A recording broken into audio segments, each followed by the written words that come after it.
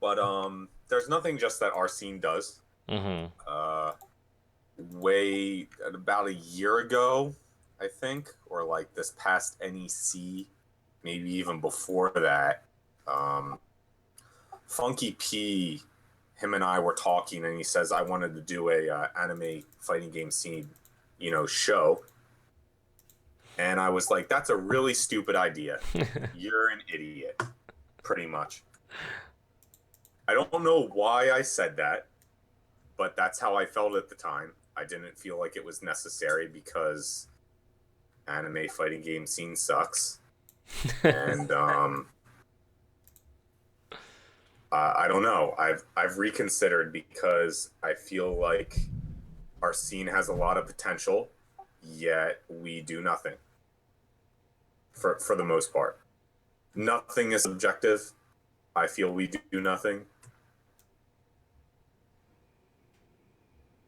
Others might feel another way. So while I was in Japan, we had a really neat talk with Pachi that got me thinking a lot about things that have bothered me for years now, probably like 4 to 5 years. But I've never really said anything about it because esports and video games were never really my thing.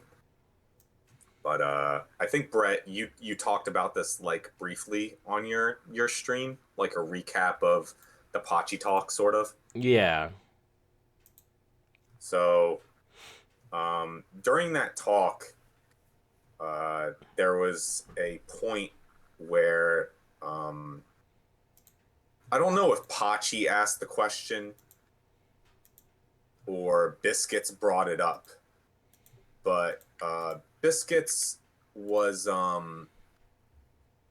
we were talking about kind of like I guess like what motivates you, and Biscuits' answer was like super weak, like probably the worst answer you could ever give in a competitive environment, which I consider the fighting games a competitive environment. So pretty much what he said is what motive and Biscuit's goal, his goal, right, was pretty much he wants to beat strong players. That's it. I think it was Biscuits presented the question. He just because like I think we were kind of on a line of dialogue about focusing on like Pachi being a strong player and like what he does to motivate himself and things like that. It might have come before or after the conversation. That was the basic like I guess vein that we were in, and then I believe Biscuits just asked like a general question of like like how should I or how does one like get stronger, and then I believe Pachi had clarified it or asked a clarifying question, which was like, "What do you mean basically by becoming stronger?" Like, and that kind of thing. And then after asking these kind of clarifying questions, I think that's when Jose gave that kind of answer. Yeah, Jose gave a very weak answer, and Pachi pretty much said that. He said your reason is weak, pretty much. So Justin is here with me. Nobody in this podcast knows really who Justin is, who watching. You Mysterious might know. player. Yeah, he's mysterious player. So he asked like, why was it weak, right?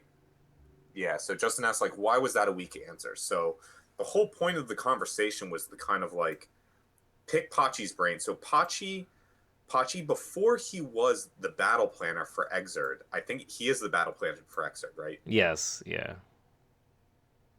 Yeah. So before he was the battle planner for Exerd, he was a Guilty Gear player and with a history. He was very good. You could have said that he was the best Faust player at a certain point in time. He won Togeki when it was a 3v3 format. I think it was always a 3v3 format. I could be wrong. That sounds right. Yeah, so he won Togeki, probably one of the hardest tournaments to win. Mm-hmm. And having the guy who designs Exerd and who is a very strong player, or who was a very strong player, as the same person standing there in front of you, half drunk, answering any questions you want, was a very neat opportunity. So we asked him about pretty much anything that came across our minds, and this conversation started about how do you get better, what motivates you. And this stuff bothers me a lot, probably more than most people, and I'm not super competitive with fighting games. I probably was more so in the past, not so much anymore. But it's still something that bothers me, and especially about our scene in general. I don't think people know how to practice. I don't think people have good sources of motivation, and I think most people lack dedication. So that's the point of this, is to just talk about it. I have chat open. I'm going to be asking a shit ton of questions to the stream that I want to know what you think. Don't feel stupid about your answer. Everybody has their different reasons for playing, yet I want to know why people play. What got you playing? How do you feel about all this? Troll answers are okay too, but this is a semi-serious talk because I consider it somewhat serious, for the most part.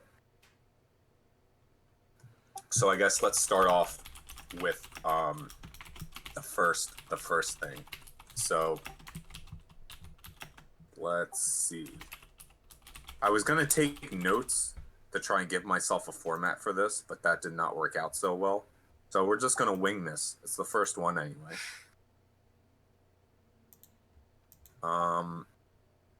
So the first one's just competitiveness. Just like what is competitiveness? And I think a lot of this arises from when you first started playing. Well, let me ask this question first. Yo, Brett. What's up? Were you competitive in anything else before fighting games? Before fighting games, yes. What? Uh, it kind of. I mean, like, if you count Smash as a fighting game, then like, I mean, I wasn't really serious about fighting games till actually pretty late in my lifespan. So, well, relative to how long I've been alive now. So, I was doing competitive swinging for a while actually, and actually just a lot of things. I think I'm a pretty competitive person in general. So, out All of the right. crib, I guess. So you did competitive sports as a kid, Yeah. and then you picked up a video game and you wanted to beat people. So you decided to practice to the point where you could beat people. Yeah, that sounds pretty good summary. Okay, you're almost just like me, only I was probably way better than you at swimming. Damn. Okay, go on. So, um, how competitive were you at swimming? I went to Were you meets, but I wasn't super hardcore. I okay? did more other stuff, so yeah. Okay, so you did it, but you weren't like so serious about it that it bothered you if you didn't go a best time or you didn't beat someone. Yeah. Okay, so I wouldn't really call that competitive, Yeah, but that makes sense. yeah. So let's say the first thing you were ever competitive at is Smash. What made you want to get competitive at Smash? Yeah, I would probably say that Guilty Gear might have been the first. I played RTS actually. That's probably my first one personally. Which RTS? Probably Warcraft 3. That's probably the first thing I was like actually super salty about not getting good at. So you didn't feel like you were improving, you were just kind of playing and losing and getting tight? I wouldn't. I guess I would say compared to like swimming, for example, like I focused a lot more probably on Warcraft 3 than other games prior to that about actually being better than whatever goal I had set or whatever. Probably. Okay. did you do any like leagues or anything, or did you just kind of keep it ranking I boards, did, and random matchups? I grinded rank pretty hard. I think that was like the first game where I grinded like rank basically. Because prior to that, I guess it was just only like local competition. So it's like yeah, we all basically played Smash at some point. Almost everybody who's like in this age group and plays video games probably played Smash, and probably like was better than your friends, and that's like pretty par for the course. I feel like. Yeah. So let's stick with Smash then, because I think Smash is easier, Sure, sure. and then I'll fall back on swimming, because that's what I was probably the most competitive thing in my entire life, Yeah. and probably will ever be. But so I'm like you. I don't think I could ever say I was competitive at Smash, but I did play it in college, and I played it with dorm, my dorm mates, my roommates. That was pretty much it. And we Word. would play a lot instead of studying.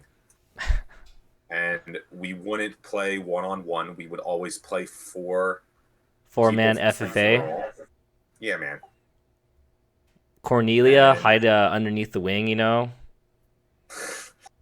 I, That's the tech. That's the tech.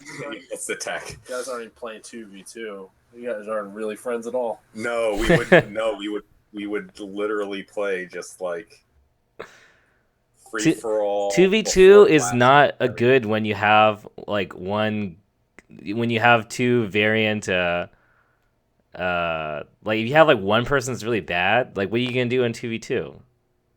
Yeah, that's pretty much the way it was. We had a couple guys that were Yeah. pretty bad. We had a couple guys that were like okay. In the grand scheme of things, we were all shit, but we didn't know that because our dorm room was the only place where Smash was played. We were the best players on the planet, right? Yeah. I mean, everybody was the best Smash player on their block at some point in their life. Yeah. So, um, so you started to get competitive in Smash. Why? Did you feel, was there like a scene that you connected with? Were there people you know? Was there somebody you wanted to beat? No, like most people, I didn't really lose to people I was playing with. I think it was just the first game that I played that was a competitive game when I had the internet. And I think Okay. for me, that was a pretty big distinction because I found out about Smash boards and I was like, wow, this is a thing. And there's like all these things that I could be better at if I practiced. So I started practicing them. And I think one of my friends, I also got convinced one of my friends to also try and actually like get better as well. So kind of the two of us just kind of started playing each other really seriously and actually, playing 1v1 format and I was like, "Oh yeah, this internet, there's videos I can see, this like DC++, download these match videos, and I don't know, I like have a pretty bad memory, so I don't actually know where like any of the other games I played started to fall in line about this time as well cuz I was also playing Soul Calibur 2. I think that was like maybe the first traditional 2D fighting game that I played. And that's when I also like, I went 8-way run. I was like, okay, I learned these combos. I'm gonna learn like how to actually do stuff.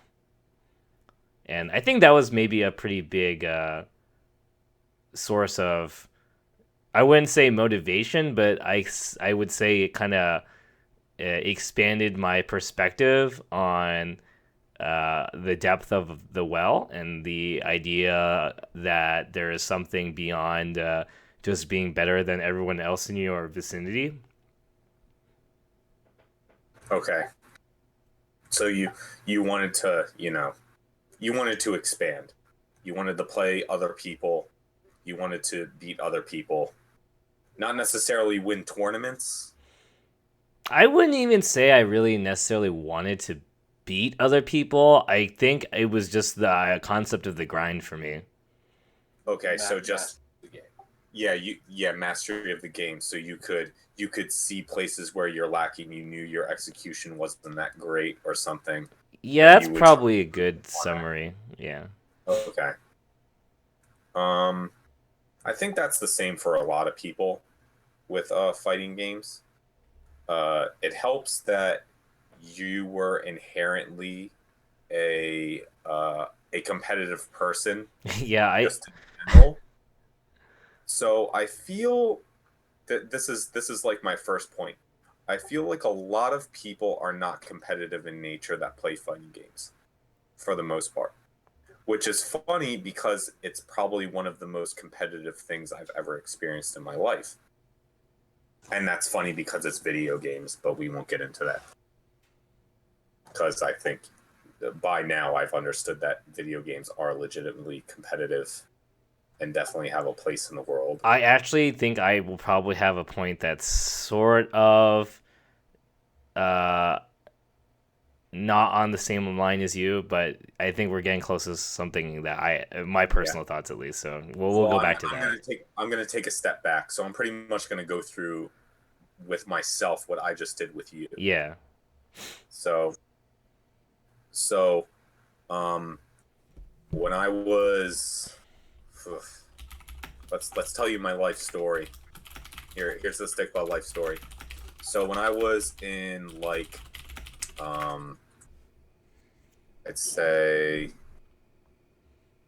on how do you play fighting games in a tournament and not be competitive? How do you play and not want to win? We'll get to that, Joshua. We'll get to that. I can these, get rest.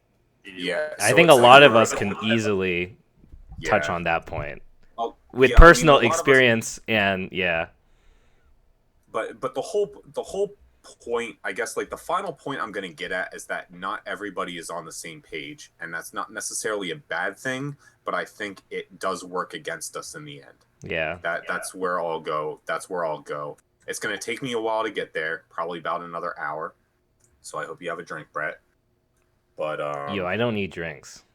Okay, and I hope Justin, are you still going to be here in an hour? Yeah, Justin will still be here in an hour. I might need a drink. Okay.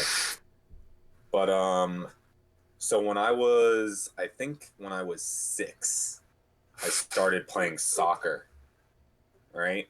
Mm-hmm. I started playing soccer. Oh, I played soccer too. Oh, good shit. Now, see, here's the thing, though. Wait, I gotta go. I gotta rewind. This is not really that applicable to this dialogue, but it is. I think it is interesting to point out because and I think also the anecdote that I'm gonna talk about is probably very, very similar to what a lot of people experience, especially in my demographic. And it kind of actually is kind of important for this discussion, which is so obviously I'm Asian, right? And I grew up in a Asian American household. So I'm part of like kind of that helicopter generation. So I did a lot of stuff. This is why your question was actually kind of difficult for me to concretely answer because my parents basically had me do a lot of things. And I'm at the point now where I don't actually remember what I wanted to do, what I was kind of incited into doing, or what I was just kind of forced to do. So, for example, yeah, I definitely did soccer. I was definitely, part of whatever intramural league or whatever you call it. And I also did martial arts and, I did a lot of things, basically. You could call them competitive, but the point being, like, it's a little bit harder for me to make a distinction because maybe not everybody is like me in that sense where I'm not actually sure whether I was placed into an environment or put myself into it. So a question of kind of like motivation that I'm sure we're going to get into later is actually pretty applicable for kind of like your childhood demographic and kind of like what you're doing. And I mean, I'm sure there are even like there are also probably people listening here that say your parents made you learn violin or piano. I wasn't actually one of those two.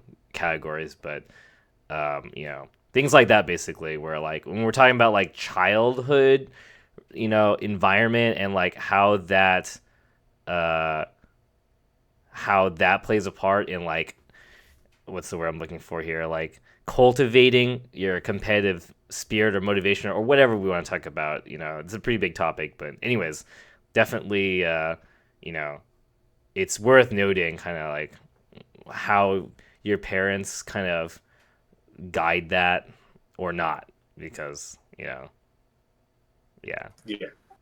So it's like you pretty much grew up in the stereotypical Asian American family Yeah. where they force you to do things until they find what you're good at and what you will dedicate yourself to. Oh, is that the key? See, I didn't even know that's what that No, key is. Is that the no, tech? Is that no. That I mean, that might be the text. So I'm gonna tell you, like, you just told me your life story in like a brief, like summary. Yeah, So I'm sure. gonna tell you mine. All My right. parents were a little more. So it's like I don't know if your parents made you do things. Did they like make Well, you so that's do? the thing I'm trying to say is I don't even know anymore. It's Oh, so, okay. you know? Well, I'm just gonna say, let's just say your parents made you do things to make this simpler, to make us different. Sure, yeah. Okay. So Brett's parents forced him to do all these things that he did, but maybe wasn't very good at, just to find out something he was good at. Because the stereotypical Asian, thing is you're going to be good at something. Okay. So Sure. when I was a kid, I played soccer. I didn't like how physical soccer was. I was not very big. I have never been big. And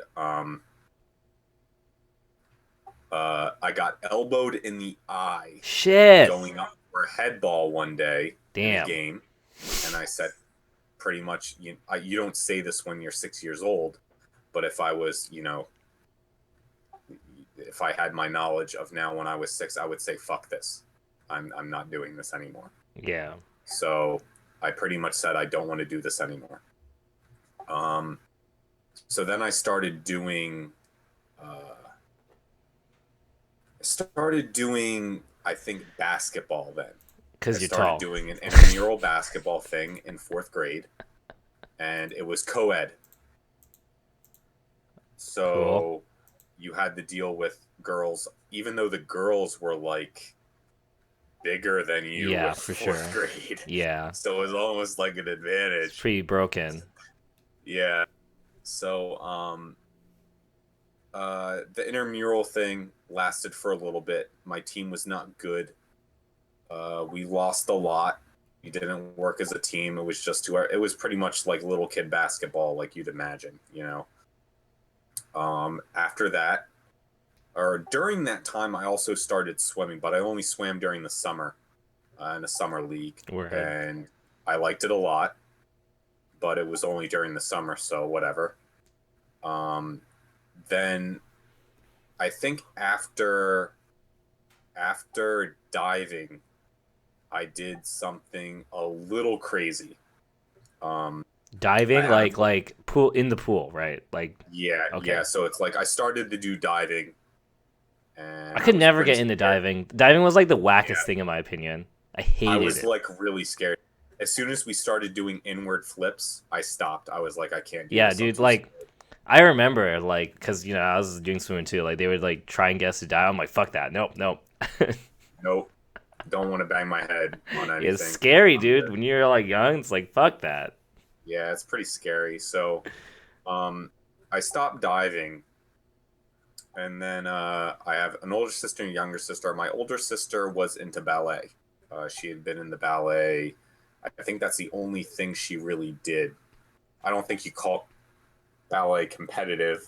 It probably might get like that at some point, but when you're young, it's just about doing recitals, which is practicing and doing your part. I Well, I mean, mean, yeah, performance I don't is might try to get the lead. That'd be competitive. Yeah, but I don't think at that point. I don't know what it was really like. The moral of the story is, I tried ballet for 2 weeks of my life. I But you tried did? ballet. Yes, I tried, and I was terrible at it because of one, I am not flexible. Two, it was very, very, very, very hard. Mhm. Okay. Mm-hmm. So after that, I started swimming pretty much year round, Mm-hmm. right? So I started swimming year round. I'm like no, probably like 10, 11 at this point. And so I started swimming, and one of the older guys on the swim team who was a teenager, he said, look, I train at this club team year round. If you want to improve, if you want to take this a little more seriously, you should come swim for this team.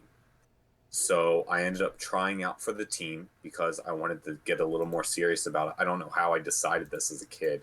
I think I Mm-hmm. just looked. He was really fast, so I think everybody saw him and was like, "Damn, I want to be that fast." So Mm-hmm. you join something that'll make you that fast. So I joined a team. I made it into the third highest group. It went it went like little kids, semi little kids, bigger kids, high school, middle school, and then high school kids is pretty Mm-hmm. much the way it went. And so I got into like that middle group. Uh, I started out in the slowest part of that middle group. I slowly worked my way up, and I think that was practicing how many hours a week? Give me a second.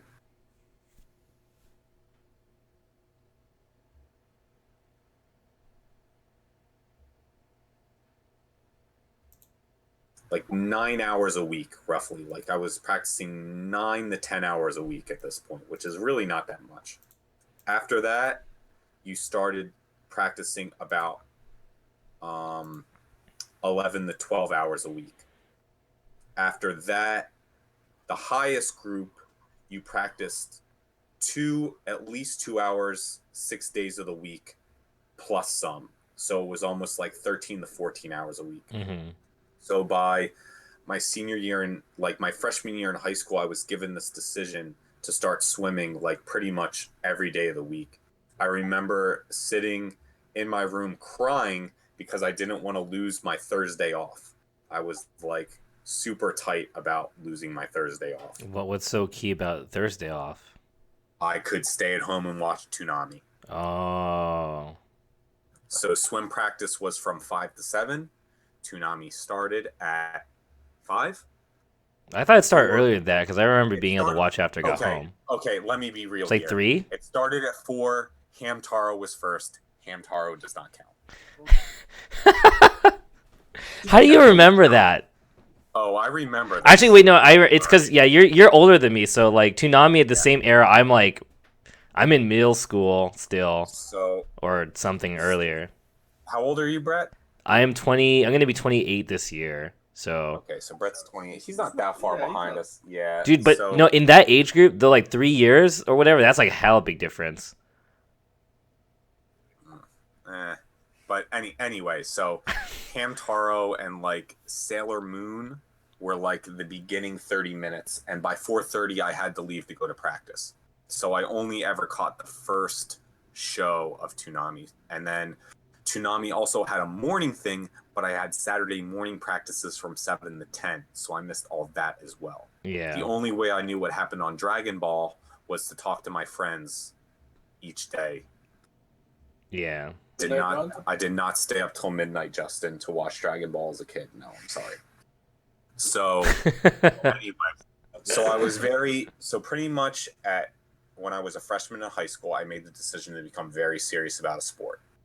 Um, Getting serious about a sport is very different. It's very different than what I experienced in the fighting game scene. And as far as swimming goes, swimming's very different from fighting games. But at their core, usually there's a person you see a lot who you do not practice with, who you want to beat. There is somebody who is always in your event at a meet, and they always beat you. You get to know them. They might be like an acquaintance just because you see them so much, but in the back of your head, all you want to do is beat them.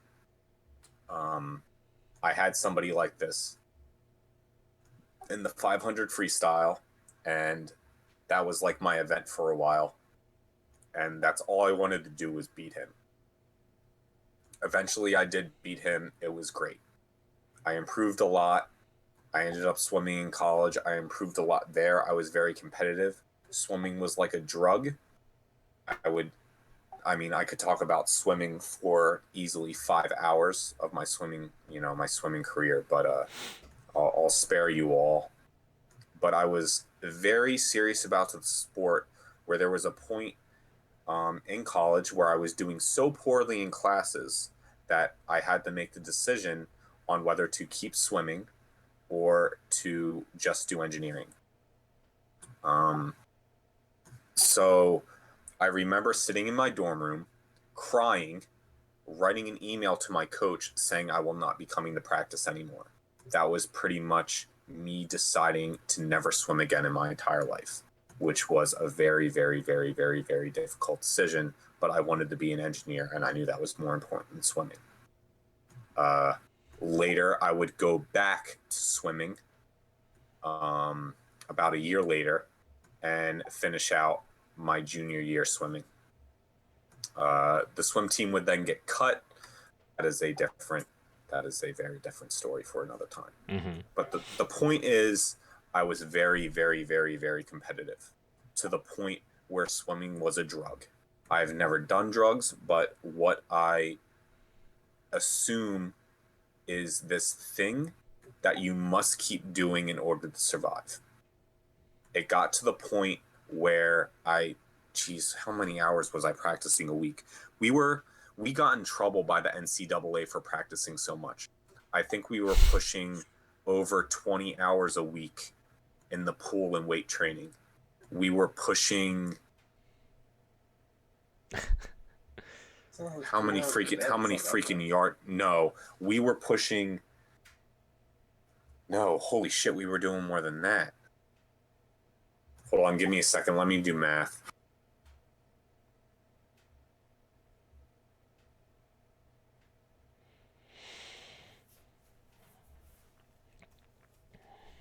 We were swimming and working out close to 25 hours a week. I was working out 25 hours a week. That's kind of a lot. We got in trouble because I think the NCAA only sanctions 24 or something, and somebody complained, and we actually got in trouble for it. Wow. So, but the thing is, you woke up every morning at 5 o'clock, and you hopped in this freezing cold pool. Why? Why the fuck did you do this to yourself? And the reason you did this to yourself is because you wanted to improve. Every time you swam and you finished to the wall, there was a clock with a time on it. And all you wanted to do was beat that time.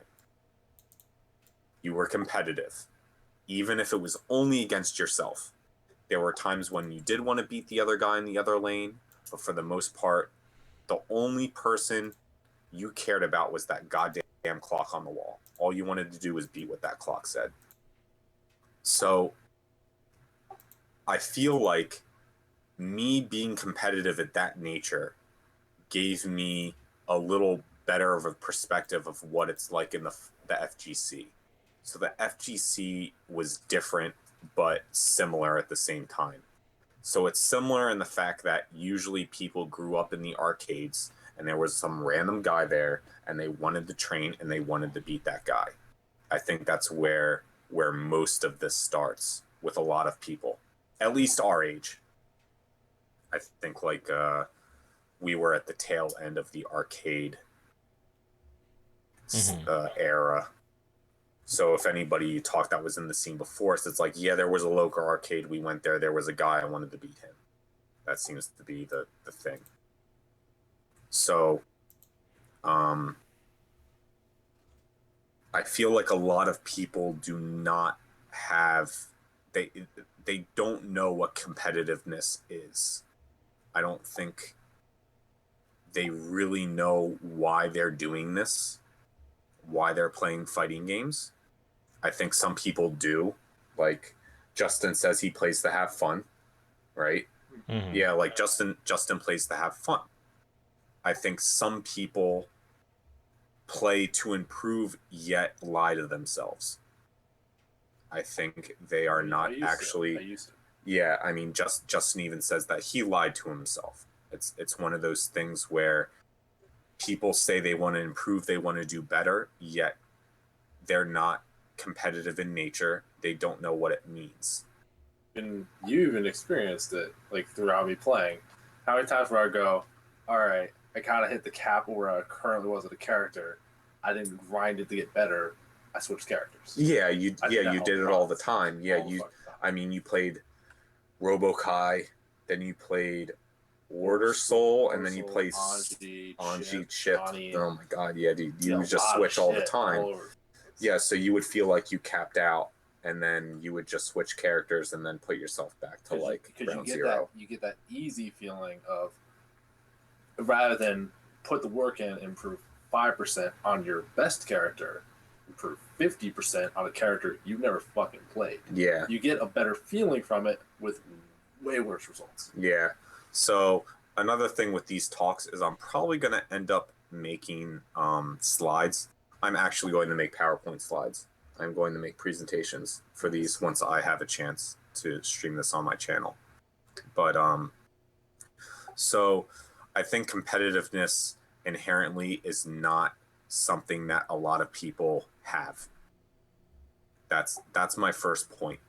I think it might even just be less that people aren't competitive by nature, like they might have played high school sports, but just like how you didn't think esports were serious for such a long time, they think it's a video game, it's a fighting game. Even if they are competitive by nature, they don't apply it because they think of it as a recreational activity. I can understand that, but I think the point has been made though. Outside of like if video games are meant to be competitive, it's the point that some people just aren't competitive or don't understand what competitiveness is, and that brings us into the next point, which is motivation. Right? So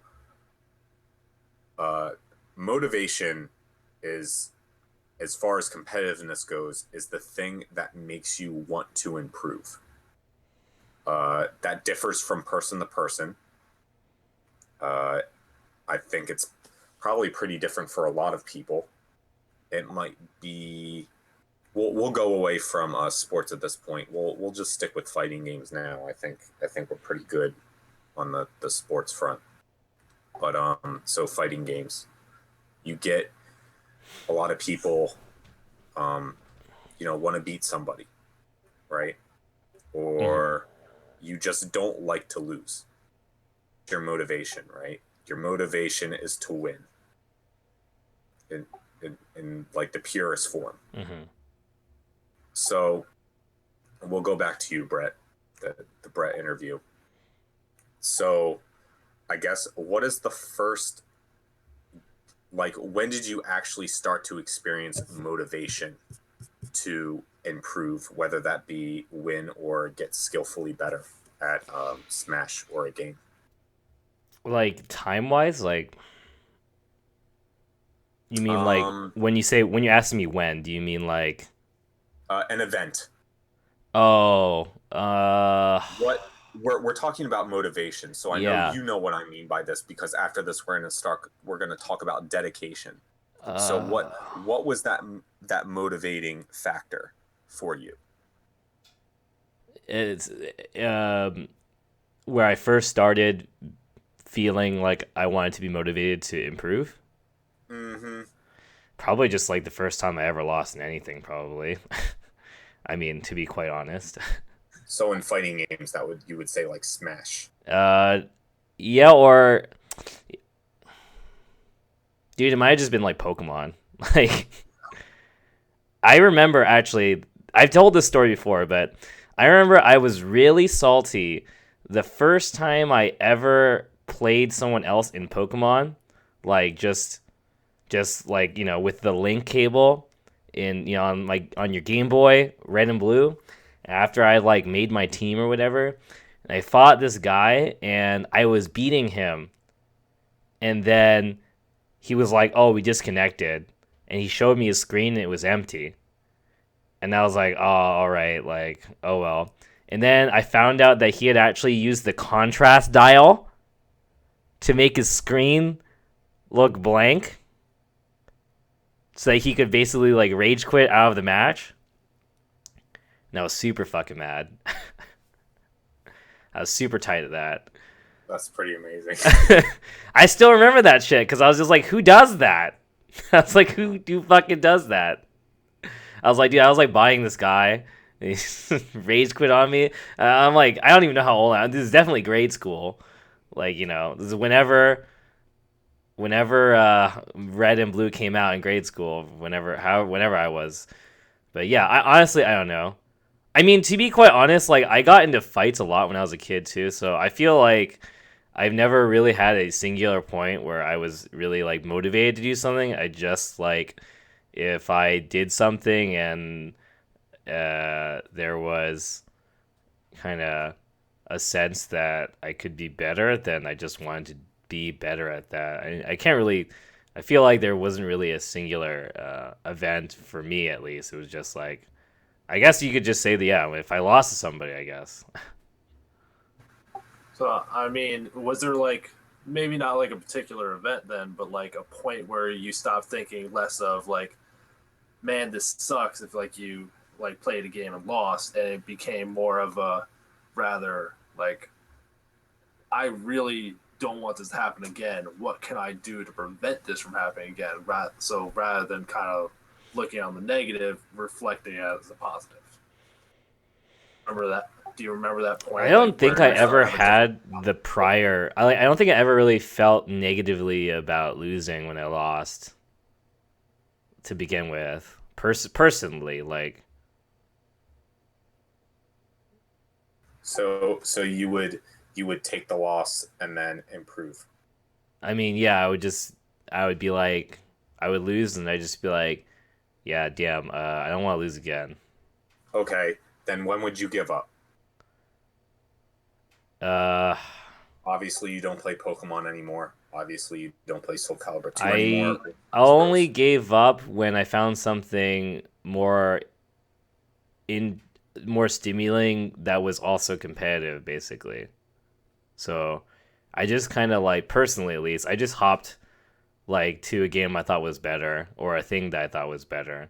So it Okay. was. I think I still kind of basically do that. All right. So then let's get rid of all the stuff in the past. All right, we're gonna go to present. So, do you have any present motivation to get better at, let's say, any whatever fighting game you're most serious about right now, whether that be Koihime or Exerd or Uniel or Gundam? All right. So your question is what is my motivation? I guess is your question. Yeah, like what's your motivation? So my perspective has really changed since I was young, but I guess I would say my perspective is to get better, or my motivation is to get better. That's my motivation. Okay, and that's it. Yeah, that's pretty much it. Wow. Would that fall under Pachi's that's weak?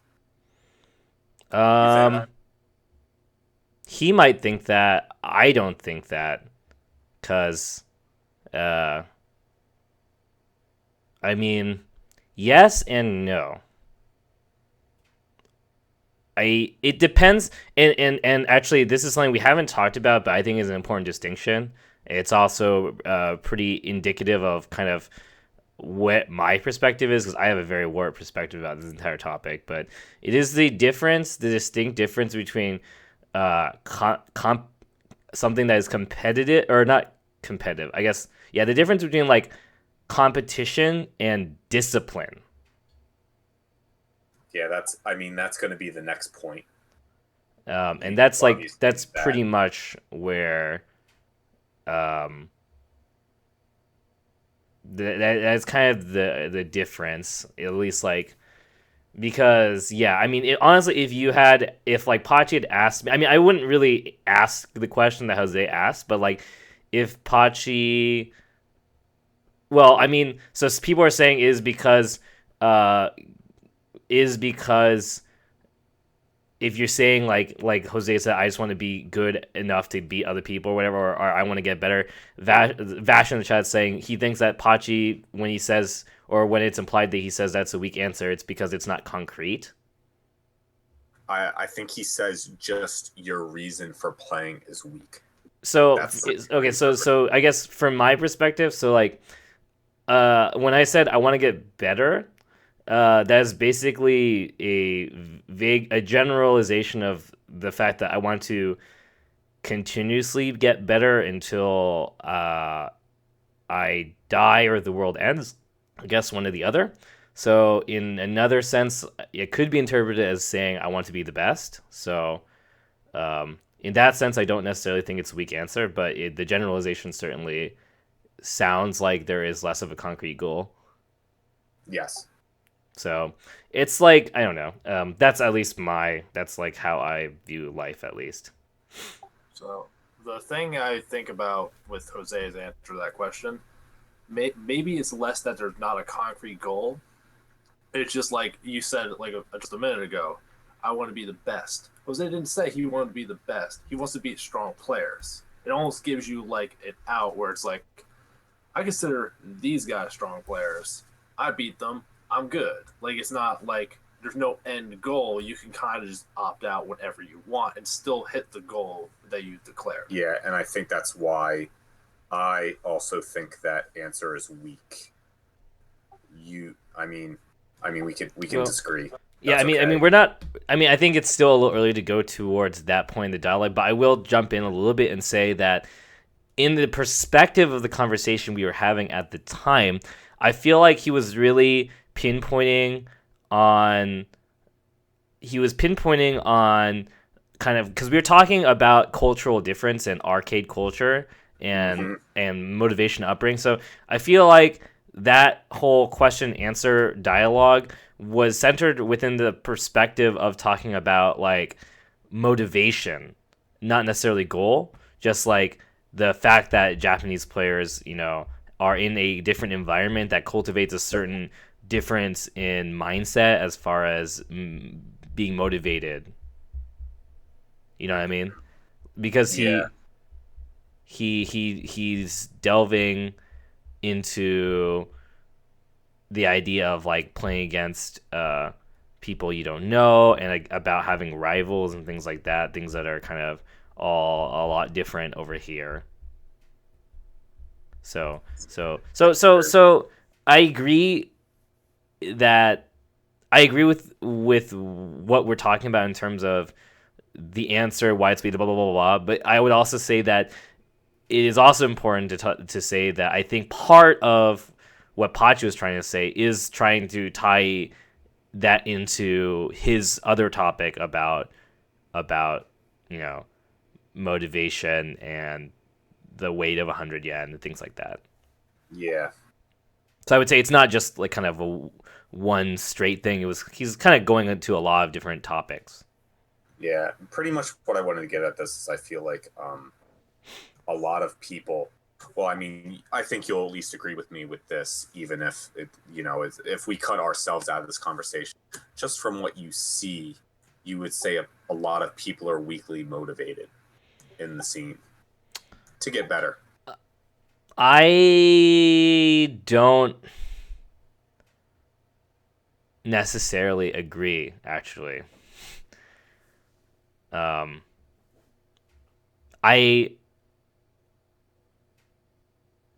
Just because one person is motivated does not mean okay. Well, people. I mean, see, I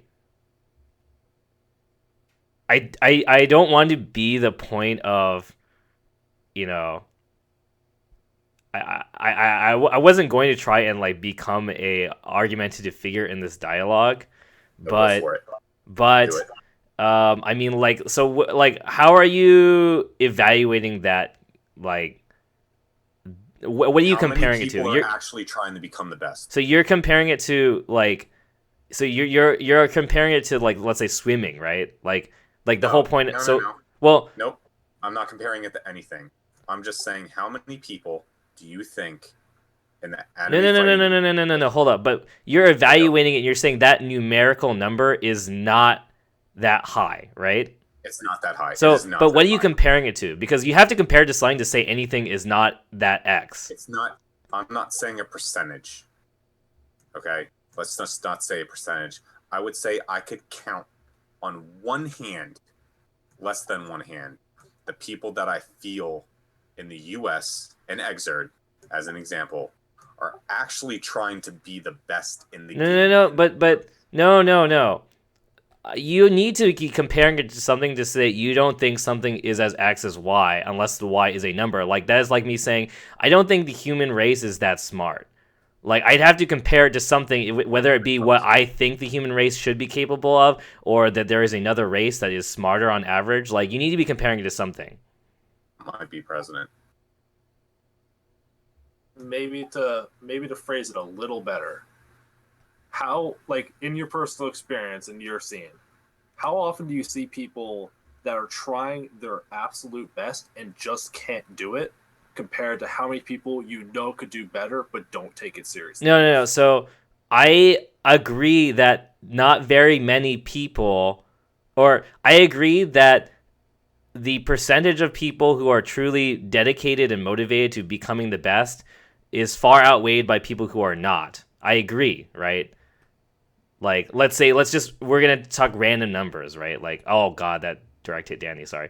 Um, like let's say I would agree that say only 2% of the FGC is motivated to become the best. Okay, let's just say random. Okay, Okay.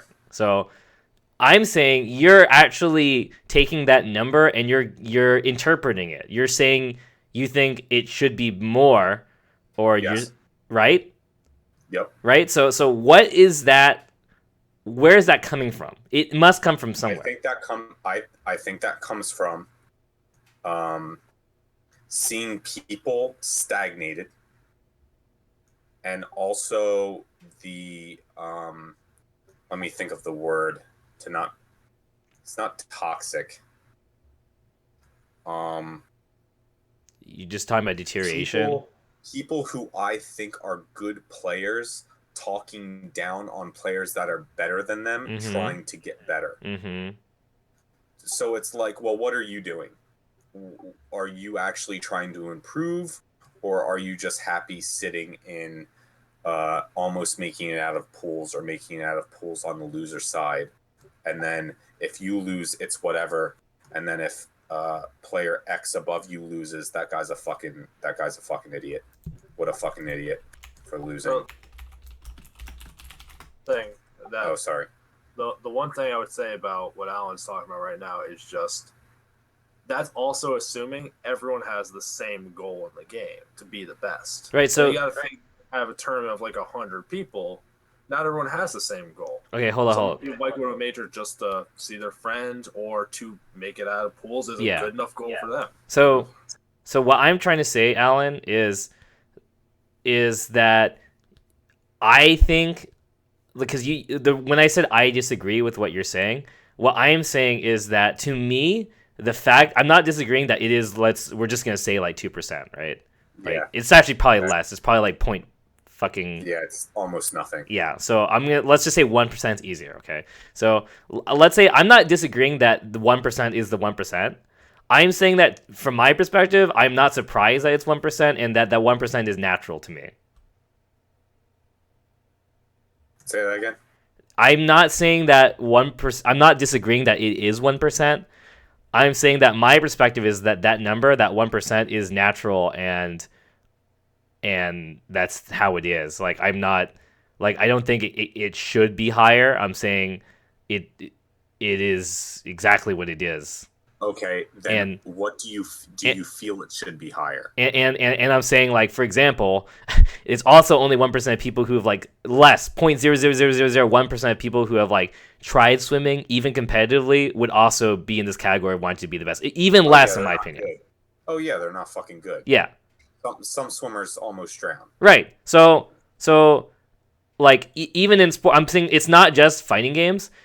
Competition in general it's always going to be a very small percentage of people who actually try and aim to be the best in the world.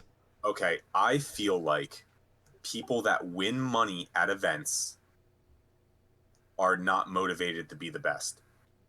Okay, I feel like that happens often. Okay, so you're saying people who actually are part of the upper echelon of placement still are not properly motivated. Still do not care. Still do not care. Yep. In that sense, yeah, I would. Sorry, the Samito on the screen is being dumb. Um, I would agree. Do you think that's good? I think That's that's acceptable. not good, but that's life. So here's the reason for the discussion. I want to not make this life. I don't want to just cop out like that. And this is the reason why um, the U.S. will never be better than Japan in exert, at least. In another way, though, how many people in the FGC even actually, truly, in the depths of their heart, care that U.S. isn't better than Japan? I think I don't think that's an important part of the discussion, though. I don't think that's like super important. I think um, anybody with the will to comment on it cares, which is a lot of people. A lot of people comment on it. At least the core, I'd say the core group of uh, competitive FGC. I think a lot of people do keep track of this. A lot of people kept track of this when it was East versus West, which I guess we could talk about a little bit in terms of like motivation. I think we can start talking about the 100 yen weight soon and the differences between Japanese and American scenes. But I want to finish up this thought first, where I personally feel that not enough people in this scene care about improving to the point where they could be the best. That's pretty much my point. And I think that's not a good thing in terms of growth of skill as a scene. But at the same time, this is the pot calling the kettle black, because I neither have the time nor patience nor motivation to become the best in Guilty Gear Exert. So hold on, wait. Go ahead, Justin. Do you actually think that's a problem, though? I do think it's a problem because the core of this conversation pretty much started. Well, where I was going with it is that the anime fighting game scene is not competitive at its core. It's not. It could care less. And when I mean it, I mean a very, very, very large percentage. Like over 95% of the people could actually fucking care less. But they will sit behind their keyboards and care. But they will not care when the time actually presents itself. The difference, like to me, on a surface level, is it's not that the scene isn't that competitive, because at its core, this is an entertainment product. People will enjoy it however they enjoy it best. That doesn't have to be trying to be the most competitive. It's people's attitude don't reflect how they actually enjoy the game. Yeah. So this is like an interesting point. So, I mean, you could say a lot of people do this out of enjoyment, right? Playing other people is a lot of fun. Going to events is a lot of fun. And I won't deny that. However, other sports, and I will say video games are a legitimate sport at this point. So let's take swimming. Let's just go back to the swimming example. You could race the clock. You could be totally good with just improving your time as a swimmer. Up until the point where you're pretty much an Olympian, I think is where placing actually matters. When you're trying to qualify for the Olympics and when you're actually in the Olympics is the only time placing really matters. But at the same point, what's funny is you will see people win a gold medal at the Olympics and be disappointed. How the fuck does that make you feel? A person is the fastest in the world, yet they're still disappointed in themselves. Why?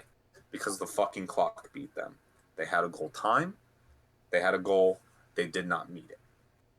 In fighting games, it's a little different because placing is almost everything. Winning a tournament should be almost everything. I think people should have a goal of beating a person. I think people should have a goal of getting a certain place. I think people should have a goal of winning, but I think a lot of people just practice to the point where they are halfway decent, and that is it. And then they don't try and grow as players. But at the same time, I think we're caught in this limbo of it really not mattering yet. It could matter in the future when people actually could make, I think, a living out of playing Guilty Gear or fighting games in general. I think people are doing it right now, but it's still a very, very, very, very, very low percentage of players who can actually do that. But the bottom line is, I think people are unmotivated and not competitive. And you kind of agree with me, Brett. We might disagree on how important that is or how much that really matters.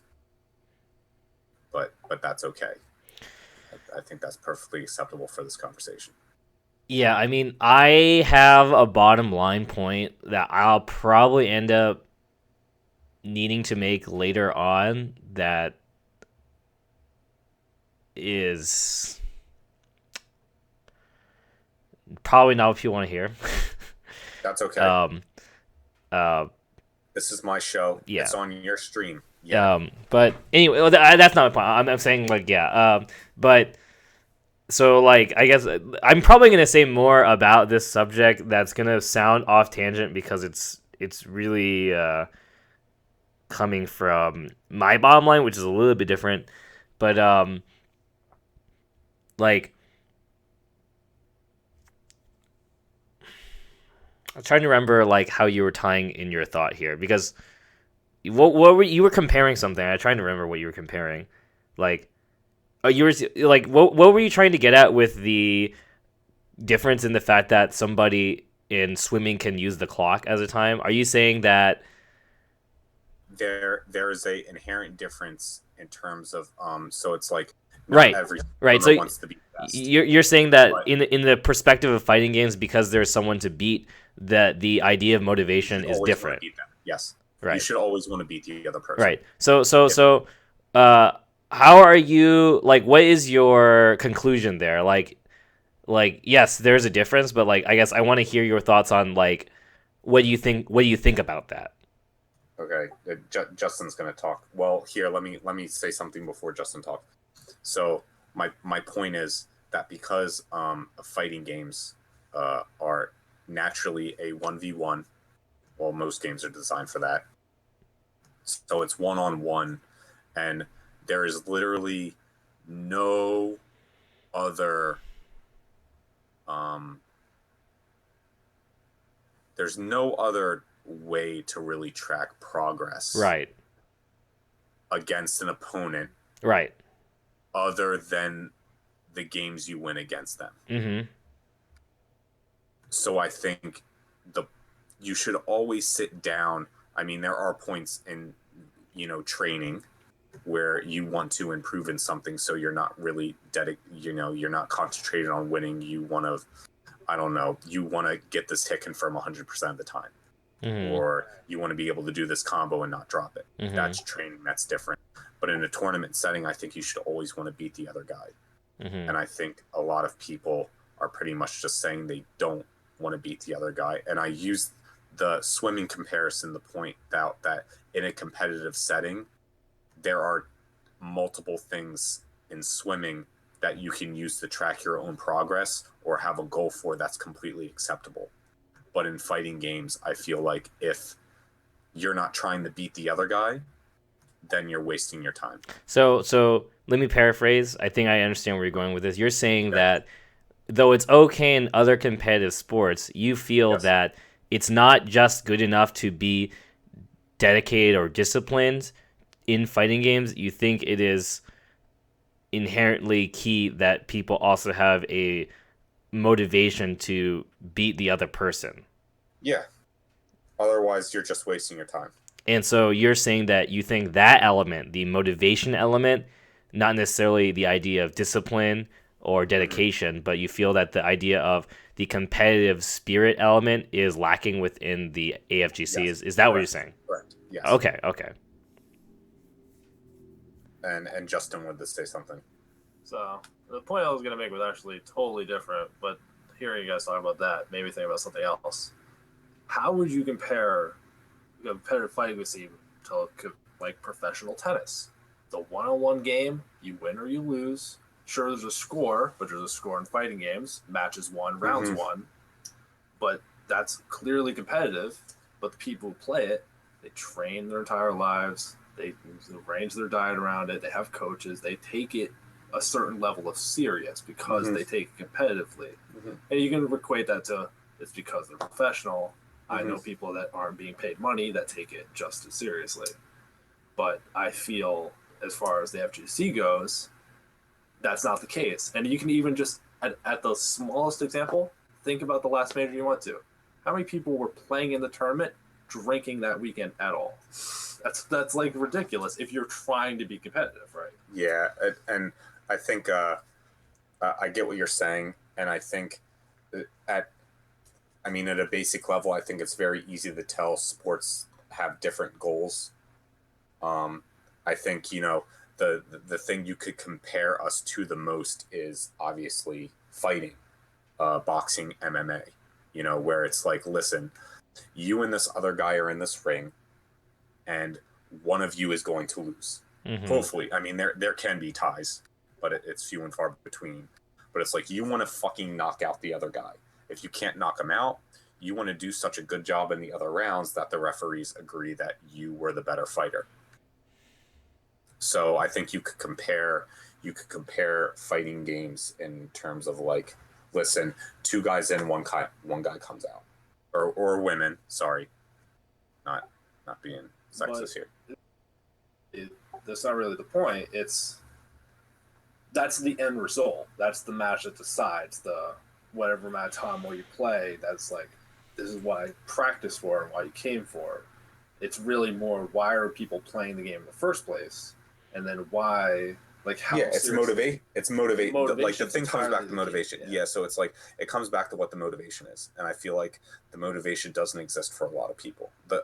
I would say the correct form of motivation, in terms of like wanting to get better, and in getting better, beat more people, and to the point where they've beaten everybody.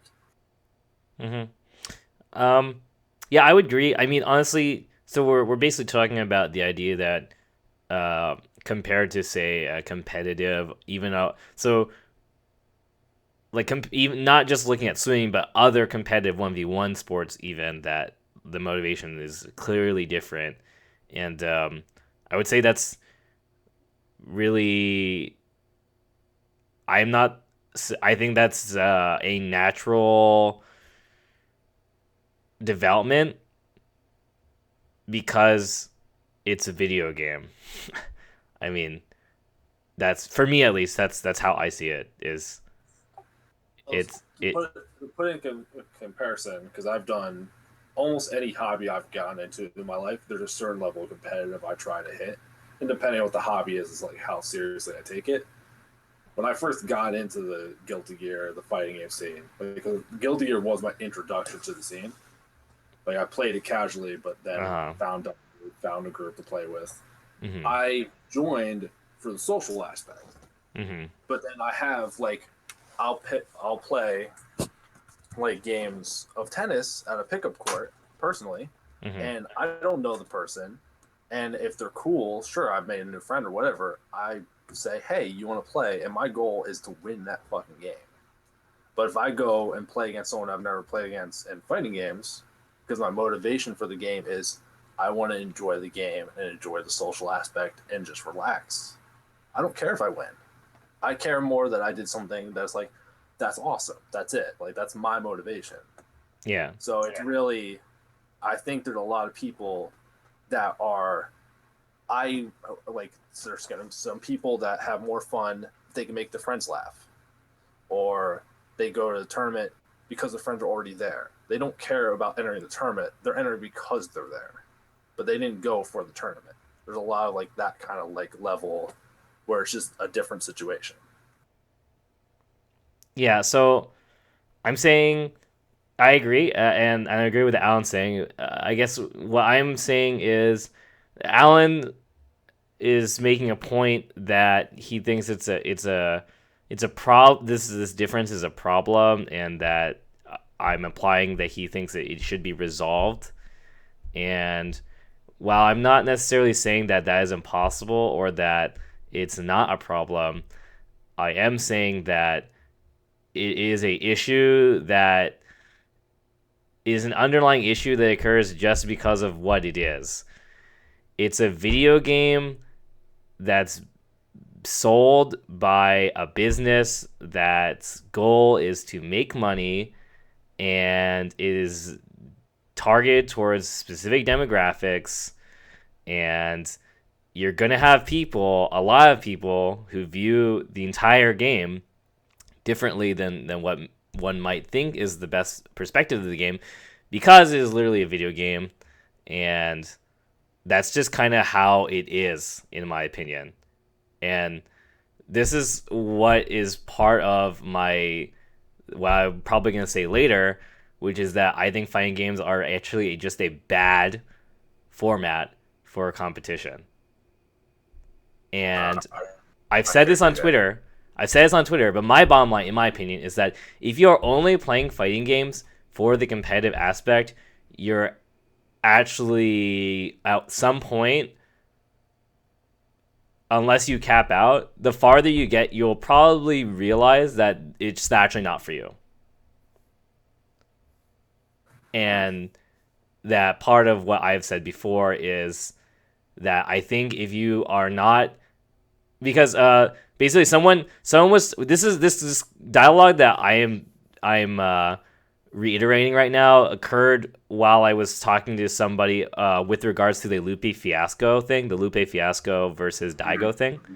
People were really talking about things like entertaining and business, and other people were talking about, well, this is tarnishing the spirit of competition. How is this giving new players a perspective? You know what I mean? Like that dialogue. So one thing I actually said was in this vein was, if you're playing fighting games and you have no aspect of fun, you should probably quit and play something else, because it's not actually like, that's not what this is. This is not as like, you shouldn't be comparing fighting games to like tennis. Basically is what I'm saying. Like, it's actually not the same, and I think we're all trying to compare it, but there are so many different aspects, and I think actually by comparing like other things to fighting games, I think is a very quick way to understand very easily the fact that they're not the same, why they're not the same, and ultimately, in my opinion, that you shouldn't play fighting games, or not that you shouldn't, but they're not the best. It's not the best format. You should play a better game. That's like, you should play a better anything. There are so many better things you could be doing that are literally the exact same thing as what one might be looking for. But yeah, that's my bottom line, honestly. Yeah, but I think that's like going outside the realm of like this conversation, at least, because I'm trying to keep it within fighting games. Right? No. So what I'm saying basically is that what I'm saying is that it's inherent to the whole genre, like the problem that you're approaching right now. And while I'm not saying we shouldn't talk about things like how what we can do to improve or whatever, what I'm saying is that the problem is not shallow. It is based around the foundation of what the genre is, basically.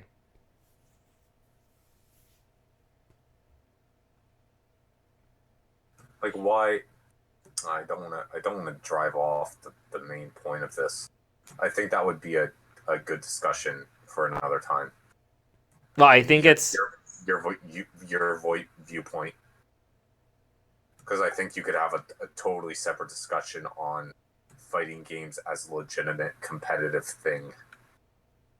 Well, but we're talking about like competitive spirit. This is why I'm tying this subject in, is because I'm saying that yeah, we're gonna have issues talking about people even just being motivated and competitive because this is not a format conducive for like new players and people picking up the game to have that mindset. That's what I'm talking about. Why? Sorry. Because it's a video game. Because people aren't. Because the game's format does not necessarily inherently, not only the format, the community, everything about it, the genre, everything is not just simply about being the best. Well, I mean, but that's with anything. I think that there are aspects of the fact that it's part of a genre called fighting game or of video games. They are games. There are lots of small aspects. I agree, because it's not that it is not just, we can say, yeah, you can have fun playing tennis too. I agree that like even people who like pick up tennis might not necessarily, and most of them probably don't have the idea of being the best or whatever. But I think that it is still, even at the higher level, like there's lots more room for people to be like really good and play and not actually care about being the best. And we've talked about that already, and we've had people even in chat basically be like, yeah, I play this for this other reason. It's yeah, like what Demonic is doing good paraphrasing good. It's also entertainment. There's so many other aspects, I think. And maybe it's not necessarily that they have those aspects tied to them. Maybe it's just that other forms of competition don't have that element also tied to them. Maybe that's probably equally fair to say. But yeah, I think that's a fair argument where the entertainment value of fighting games and gaming in general is very high, yet they're not the greatest format for competition. yeah, so I mean, I'm not saying I don't think it's worth discussing like how we should get more people motivated. And honestly, like anybody listening right now, we're obviously encouraging people to like be more motivated, or whatever people want to take away from this conversation. Hopefully, it's not like my pessimistic perspective on it, but like, so like I'm not discouraging that line of conversation. I'm just saying basically on the side that I think it's a difficult, like, I think the problem is just not just skin deep. That's all I'm basically saying. Is I think it's actually a very it's tied into everything basically. That's all. So anyways. Okay. Did you want to say something, Justin? Yeah. So, because you brought up the point multiple times where you just say it's a video game, the format's a problem. I don't know how much I actually agree with that, considering more traditional esports, your StarCraft, League of Legends, Dota, like Counter-Strike Go, all that stuff. It's not that it's a video game that they don't take it seriously. They clearly do. It's just their structure for taking it seriously. It's not like maybe there's a few exceptions, but like teams for fighting games, it's just like sponsorship. Hey, go out here. Here's a few people you play with sometimes. It's not like, hey, we live in this house together. We scrim other professionals. We play 8 hours a day, and this is what we do. And this is like our job. We don't take it to the same level seriously as other video games. So I don't think the format that it is a video game is the problem. It's just the people that want to put the effort in to take the next step. Because you got people who play for fun. They probably never touched training mode in their life. Yeah, I agree. And then you got people who want to improve enough to improve their fun, which I think is a lot of the scene, where they go into training mode to learn some combos. But they're not going to win a tournament. I mean, they don't care if they win a tournament. I mean, winning's fun. Let's Well, be real. winning's fun, but Yeah. it's But they're not going to go to the point where they win every match in a tournament. yeah, Like, they're not win gonna a couple put matches. 6 hours in to know every counter to confirm against the entire cast. They're gonna put in the time to be like, let me get from I just picked up the game, I'm at 10%, let me get to like 60%. And I feel pretty good about this, and then I can outplay my opponent or whatever self-defeating reason you give yourself. Yeah, and I think we can have this discussion later, because I think we could talk about this for the same length as our original discussion. So I'll try and remember what we talked about, or at least like watch it if you decide to upload this, Brett. But the TLDR for it to me is just, I think the upper echelon for anime FGC isn't nearly as serious as this, like the same level of competition in other video games. No, while the mid level is. No, yeah. I mean that's understanding. I mean the point I was gonna make before we move on is I disagree with Brett, which I think is good. I hate just agreeing with you on everything, Brett. It kind of bothers me to a certain. But I think fighting games are a good competitive thing. I'm not saying they're bad. I'm saying they're not the best. Yeah. I'm saying it is. If you had to pick one, it would never be a fighting game. It would never. I mean, maybe in 100 years. Maybe 100 years. But right now, it will never be the one thing of anything in this world. It will never be fighting games as of now. Yeah, I feel like actually that's stupid. I shouldn't say it like that. Like it isn't for now. Not that it never will. Obviously, if I'm saying in 100 years, I'm saying it isn't right now for sure. Yeah, my counterpoint to you would be like, I feel like it's acceptably competitive because we see the same people doing well. So there's some sort of skill. I mean, there is luck involved. No, I'm not saying it's not competitive. Yeah. I'm not saying it's not competitive. I'm just saying it's not the best competitive thing. Yeah. But okay, we'll move on. We'll come back to this. I'm writing this down right now. Let me touch on the other point that was noted, which was about shit. Sorry, I forget your friend's name. Alan. Justin, thank you. Sorry, I kind of wanted to say Vincent, but I knew it wasn't Vincent. Yeah, Justin. Sorry. Let me just touch briefly on what Justin said, because I agree, and maybe I will adjust something I said earlier. So yeah, definitely, like, I guess I wouldn't say that literally just video games, because yeah, there's lots of other video games that are doing a better job at the things we're talking about, and I think we're on the same page about the fact that other video games are doing a better job of this aspect. And I think maybe there's two different things that we can be talking about, and obviously the only one we should be focusing on right now is the difference between fighting games and other video games as far as competition goes. I think that that's a much more applicable point to this subject, rather than talking about the difference between competitive video games and competitive sports or competitive non-video games. So I agree. I will rescind that within the subject. I still do say that even within video games, there is a difference, but I think it's not worth really talking about. Yeah. And I think it's not a subject that's necessarily important to follow currently, though I think it is interesting to talk about later. But I will say that definitely that is what I'm trying to get at. Not necessarily the video games aspect, but just like that there is a clear difference between being a competitive Brood War player compared to a competitive fighting game player.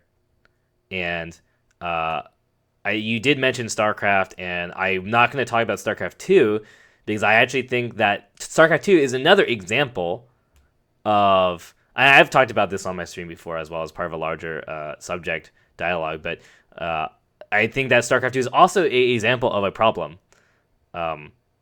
And I think someone in the chat also talked about it.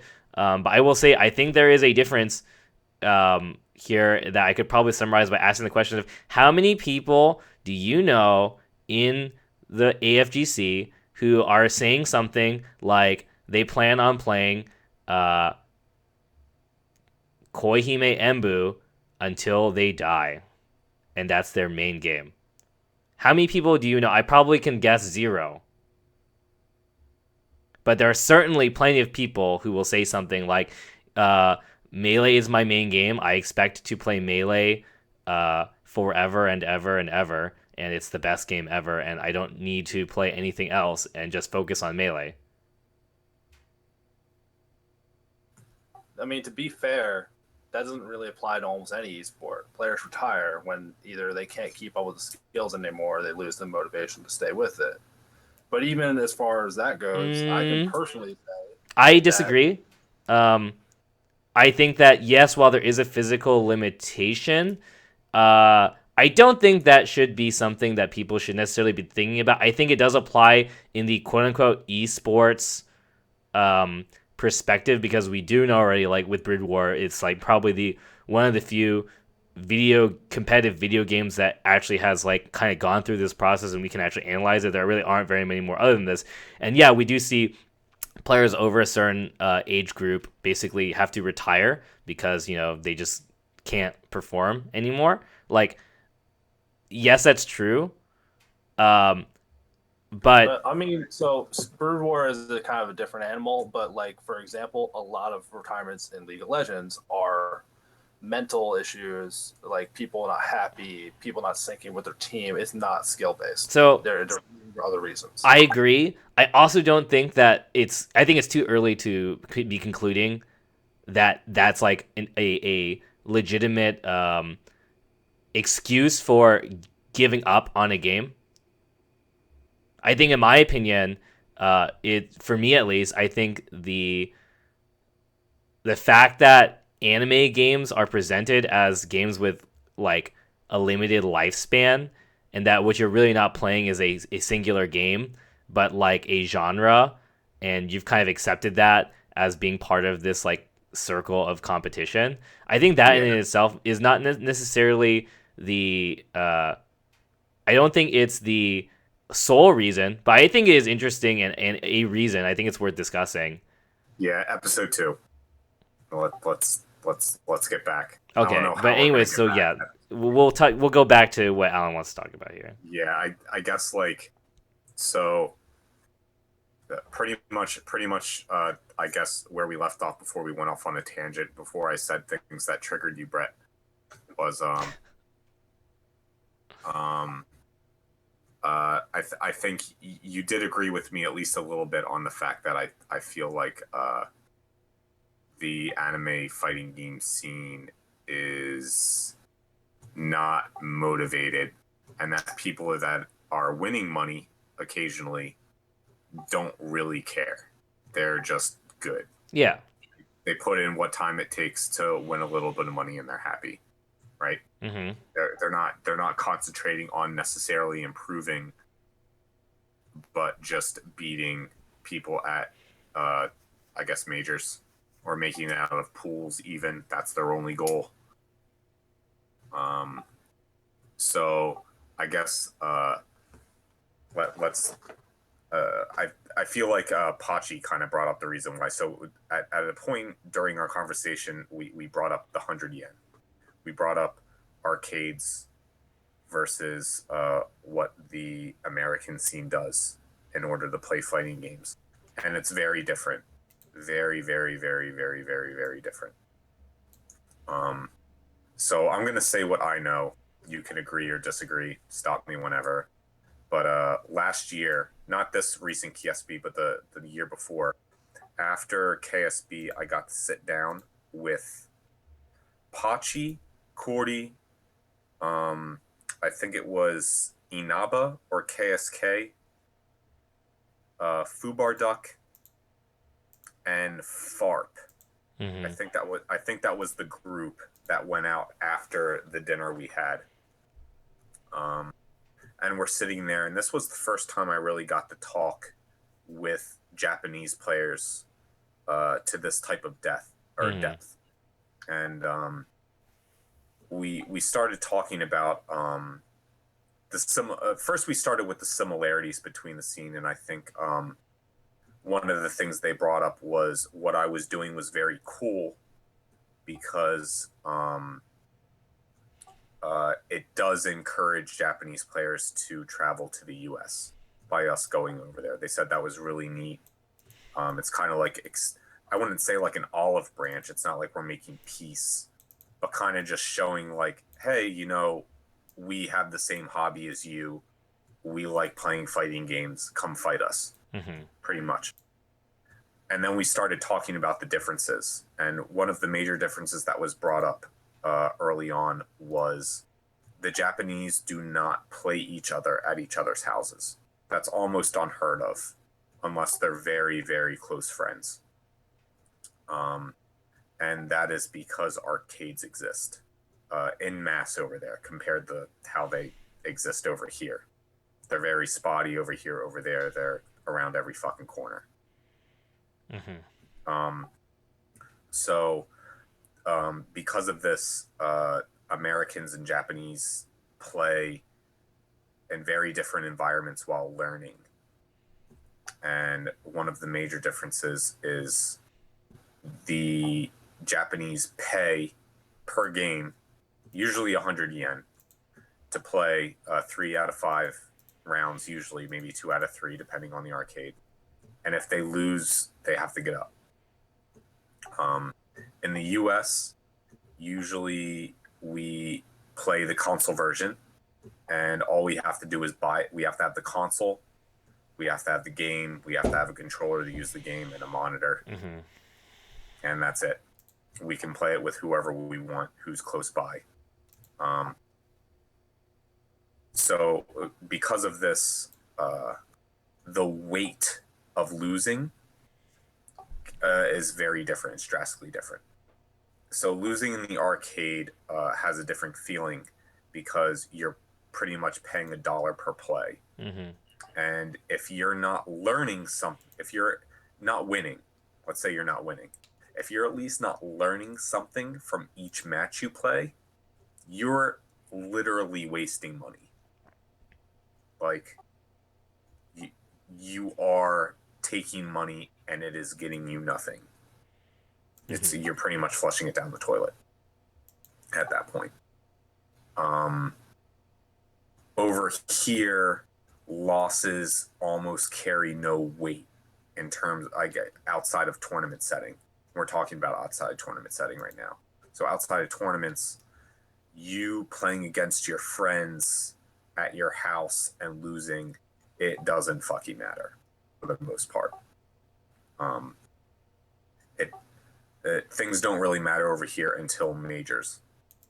And going back to the original point in terms of motivation, so not only does the 100 yen carry more weight in losses, the people that the Japanese play are very different. Most of the time, people over here, we play our friends. We play our local scene, and only our local scene, for a very long time until we travel to an outside event or until another scene or another player from another scene comes to us. Other than that, you are playing people all the time, usually at somebody's house or a venue. They are your friends. Most of the time, they're your friends. I know that there are scenes where people show up and nobody likes them, but whatever. That's another topic. So when you're training against your friends,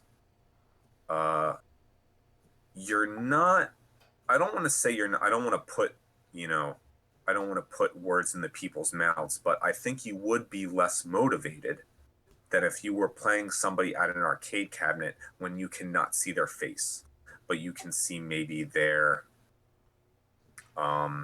let's say, this is in the age where you can see somebody's name on their IMA card. So it's like, let's take a step back. So let's say you're playing Third Strike, a head-to-head Third Strike. Who the fuck's on the other side of that cab? You don't fucking know. Justin is looking at me like, yeah, you don't know. So but how is that other than the money to pay the arcade? How is so that different than online play? So the difference is online play, you might not necessarily get matched up against that person ever again. It might be ranked. You might not see them again. Mm-hmm. It might be a random room. You don't have to add their name to your friends list in order to play them again. But it's literally a person that is sitting in the arcade. Usually the arcade cabs are in rows, so you can't even immediately get up to check who and see is on the other side. You would have to walk all the way around the row of cabs to see who is sitting there. And then nobody goes up and asks, "Who are you?"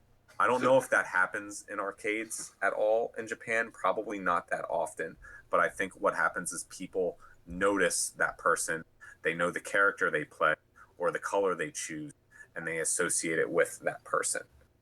And they're like, okay, there's this guy that comes to my arcade, because it is your arcade. You have like your arcade. Mm-hmm. And he beats me. And I want to beat him. That's your goal. That's your motivation. You want to beat that guy.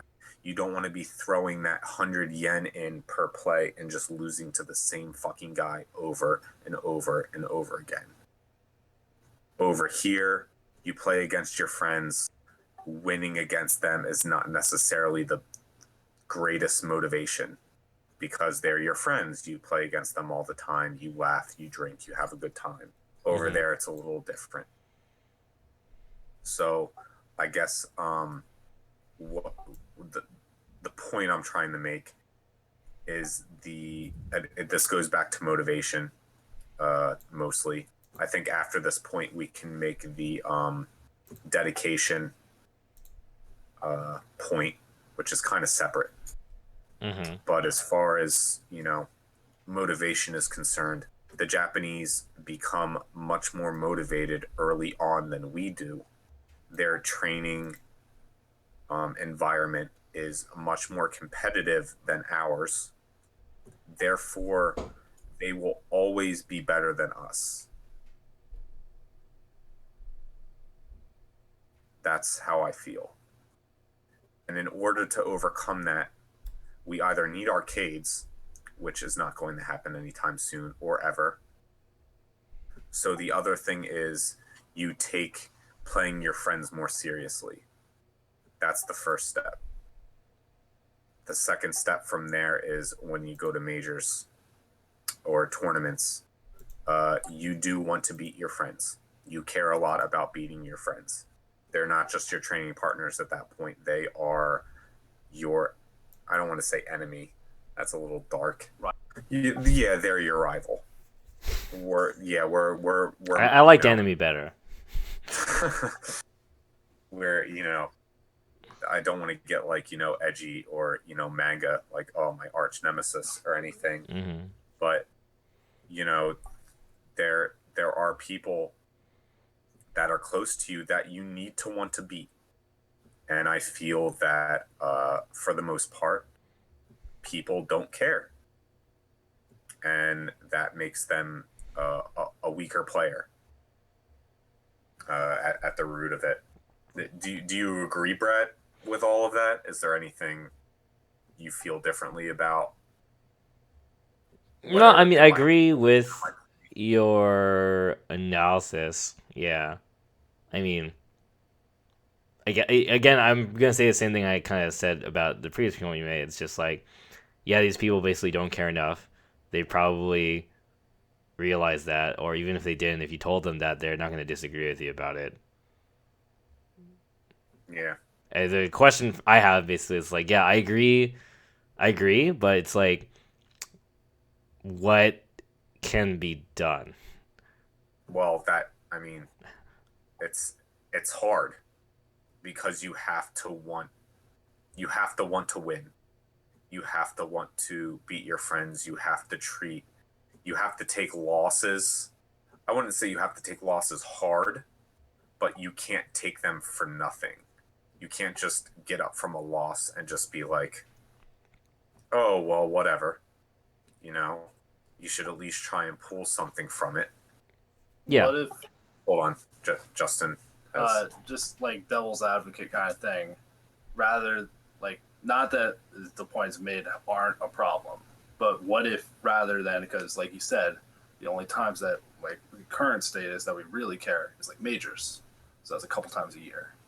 Like there's more majors, but realistically you're going to a couple a year maybe. Yeah, you're going to one or two usually. So what if like rather instead if there was another avenue that puts the stakes a little higher, like maybe a weekly online tournament that costs That sounds so familiar. Who runs weekly online tournaments? I don't know of a person that runs weekly online tournaments. Okay. Justin got the joke, sort of. If you had things that not just like, oh, it's there and you get it for bragging rights. If it was like it's $3 to play and the winner takes it all, even if it's like $30 a week, there's gonna be people taking it at least a little more seriously. Yeah, it's tough. I mean, there's laws about that kind of stop that whole thing, but that could be. It's not just that. Maybe it's not that it's like you playing with your friends is as much of the problem as that there's just not enough opportunities for you to play as seriously as you should to be a competitive player. Mm-hmm. Yeah, I mean, net play sucks. Yeah. So it's like one of those things where if we had Japanese net play, fuck yeah, man. Dude, Brett would have dailies. Fuck weeklies. Dailies would be sick. On fucking daily tournaments. Sign up, 64-man cap. Come through. Done. Dunzo.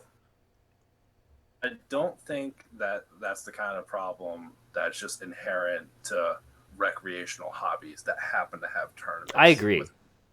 Because I have other hobbies that I take way more seriously than I ever took fighting games, and I can tell you that it does not have the problems the FGC has with that kind of level of average player to high level player, the massive skill difference, or how much the top players care about being top player. Like all that kind of disappears. It really is something I've noticed mainly in FGC, and really honestly mainly in anime FGC, more than just the whole thing as a whole.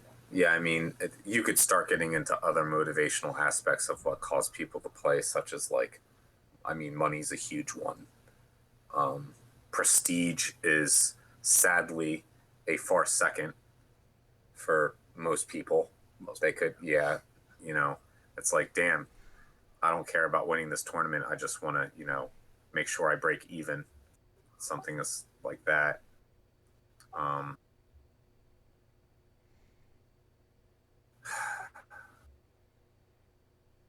Yeah, I what you're saying about the net play thing is one of the reasons why even within other competitive video games, fighting games are just not a good choice. Yeah. It's unfortunate, and it's one of the reasons why I said maybe in 100 years, maybe 50, Maybe. you know, is but that's, you know, it's not the biggest problem obviously, but it would be nice, you know. I think it would be an improvement because, you know, even within digital sports, you know, ones that actually allow you to basically just play random people on the internet while you're not paying 100 yen, it's still, I feel like, much better because you don't know that guy and you just want to beat that guy. And anyone who's played other online 1v1 games would know that this is definitely still the case. You know, where you might not be paying 100 yen, but it's still much better than like just playing casuals with some guy you know. And I think it's much, much, much more conducive to getting better. Just having that whole like online, having the whole like you don't know who it is. It's just a person. I think that's another reason why another thing I feel like Americans are weak about, or at least like compared to Japanese players. And I don't think this is necessarily a motivation thing. Is just like I think we're pretty bad at adjusting. I think even level players. I Oh think. yeah. Well, that comes from you're playing the same five people all the time instead of, let's say, 100. You know. Yeah. Is like if you play a lot, and this is why actually though net play sucks, like quality wise it sucks. I still think that like grinding ranked is still a really good way to practice because you master adjustment very quickly and not just like adjusting the active adjusting but like the going being good at going through the motions of like what adjustment tools you have, like what things you should try on what kinds of people, and um, I think that's actually one of the biggest problems that a lot of maybe upper mid level players have in these kind of games is like you go to some place and you've never played anybody, you probably actually just gonna get blown up because you like don't know like what the fuck you're actually supposed to do against like someone you've never played before. Mhm. That's actually a really big skill. Well, I mean, matchup that experience. yeah, I mean that's so if you go back, story time. If you go back to when Melty Blood was at Evo, Yeah, when was that? 2010. yeah, Um, one person who you are all very familiar with entered that tournament, Spooky. yeah. Now, um, Spooky's training partner, that I want to say maybe not partner, but the person he probably played the most leading up until that point was Czar. Mm-hmm. Czar the Biscuit. People who don't know, Czar doesn't really play fighting games anymore, but he was a A legend. yeah, legend, really good multi blood player from New York, and he played Aoko, and I think he played uh, F Oko. He might have played C as well, but so I think right before top 16, or like to get out of pools. I think it was to get out of pools. Spooky had to play some random guy. Mm-hmm. And guess who he played? Oko. Mm-hmm. How fucking confident would you feel going in knowing you probably train against the best Oko player? You know, Mm-hmm. Experience, I'd feel really right? bad. You'd feel actually. like you'd feel bad. No, well, personal experience. I've never beaten a jam in tournaments because I'm so used to the stuff you do, Yeah. and they don't do anything. Okay, so it's like this is what I'm getting at. So Spooky ended up losing, Yeah. even though he trained probably against the best player of that character, potentially. Mm-hmm. I mean, I think Kusanagi also played Oko. Yeah, he So plays it's F alcohol. Yeah. yeah, I think it's up for definitely debate. Kusanagi is also a strong player, but Czar was also very, very, very, very good. Um, and Spooky lost.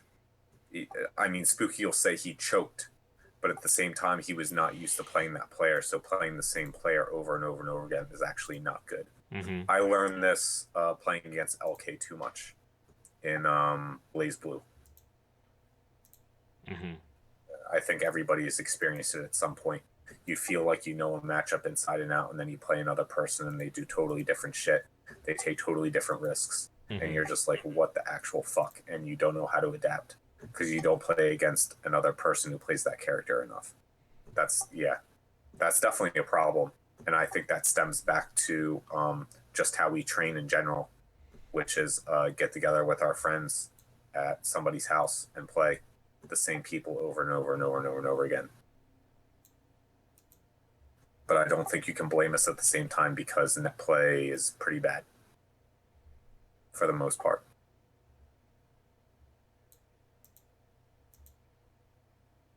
But yeah. Okay. So I mean, I think what you laid out is good. I just want to hear more about, I guess, what you think the next step should be. So I guess this comes to dedication, right? We I think we finally reached the third part. Mm-hmm. So it's like what would make people dedicated to the cause of wanting to improve to the point where they could be the best, or they could be at that top percentile of players who are considered the best. What what would motivate people? What would cause? What would give them the dedication? You know, or what does it take?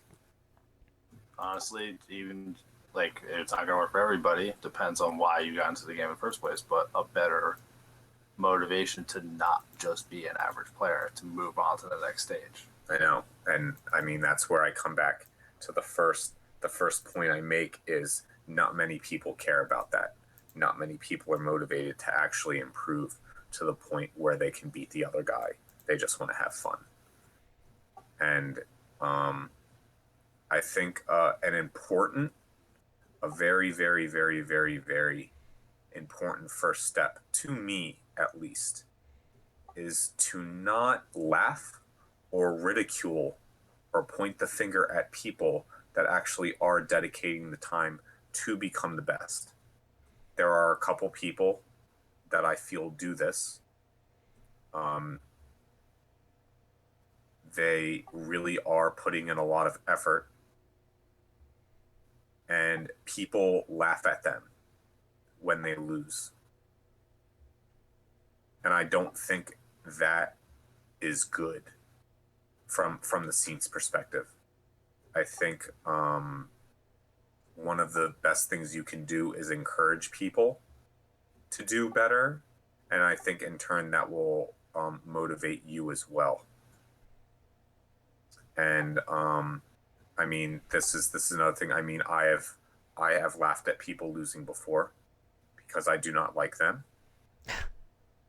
Um, there are people who I feel are kidding themselves with how dedicated they are, because I know they are not putting in enough effort.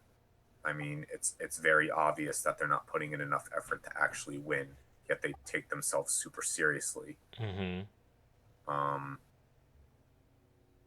so I think a good thing to do is take a step back and appreciate the people that actually are putting in the time and effort to become the best, and let them do their thing.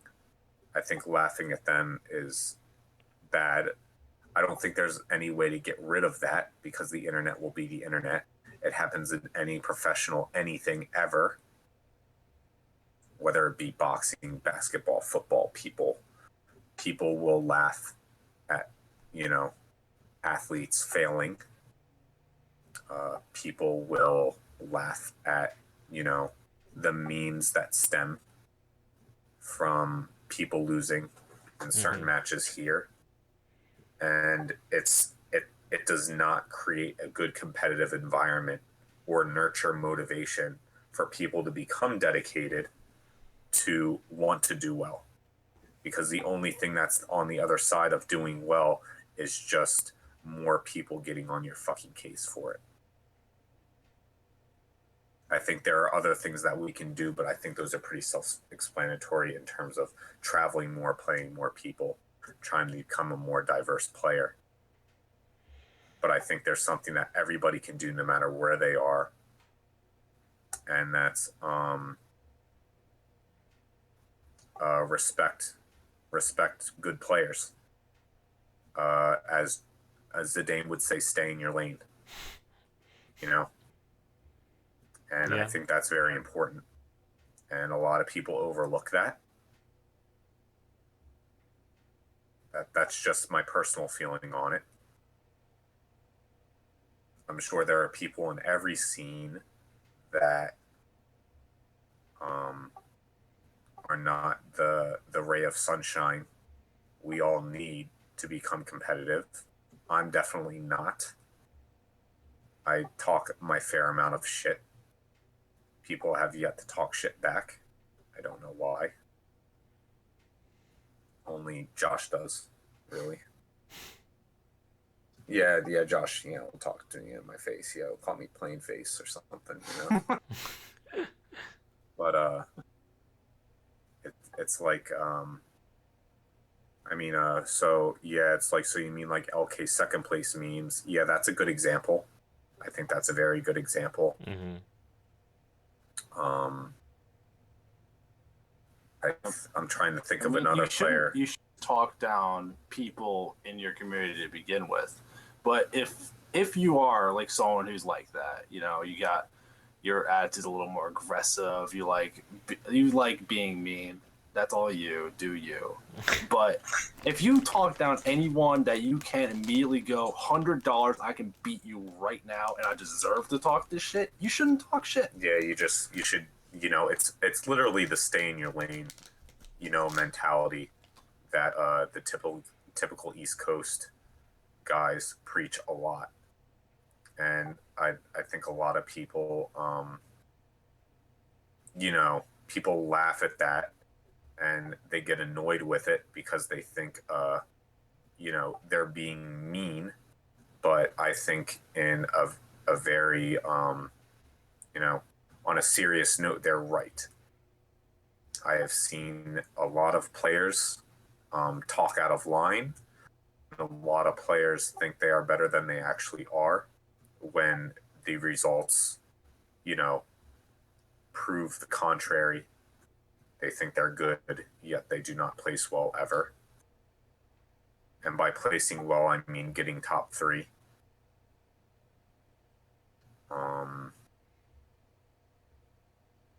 But yeah, I think that's a problem we could all work to get rid of. I think that would actually help a lot because as our top players improve, I think other players will be more motivated to improve as well. I feel like the only person in recent years that has thrown a wrench into the good player spectrum has been Lost Soul. The only, and most players in New York knew Lost Soul was good, but he always played these shitty characters. He played like fucking Tager and Platinum, but he would destroy people online like that guy was a net play lord.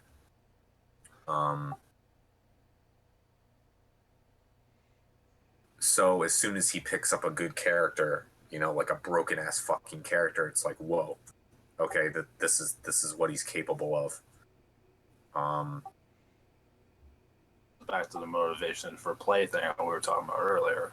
That's maybe you'd rather have the notoriety than the money. Yeah, I would have to talk to Lost Soul about this to actually know his reasons for wanting to do well.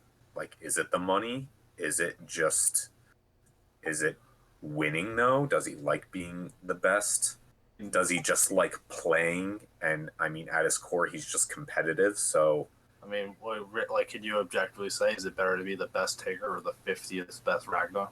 I think this is also a discussion for episode 2 where we talk about the differences between fighting games and other sports. I think the closest thing you could put is like track and field or swimming, where it's like there's the 400 meter, there's the 800 meter, there's the mile, there's the 100 meter, there's hurdles, there's long jump, pole vault. So what's the best one to be good at? The one you're good at. But the thing is, they're all pulled together. Every hurdler is running the 100-meter dash against people that do the 100-meter dash and train for that. So it's different. There's character select. That's really fucking different. But yeah, that's an episode 2 thing, I feel. And this has already gone on very, very, very long. But Brett, do you have anything you want to get off your chest about what we've talked about? I think we've touched on a lot of good points. I don't necessarily personally have anything else I think I need to say, but I would still like to maybe tease out more from what you've said. Like we've basically to this point, what we've basically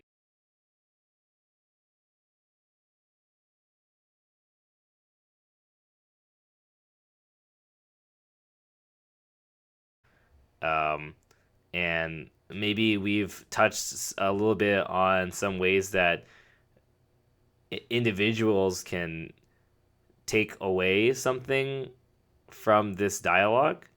So I think maybe the last thing I would like to maybe hear are you or Justin's input on what do you think as a community or as a group or even maybe from a developer's perspective or basically a perspective other than from an individual's perspective on how to improve this situation.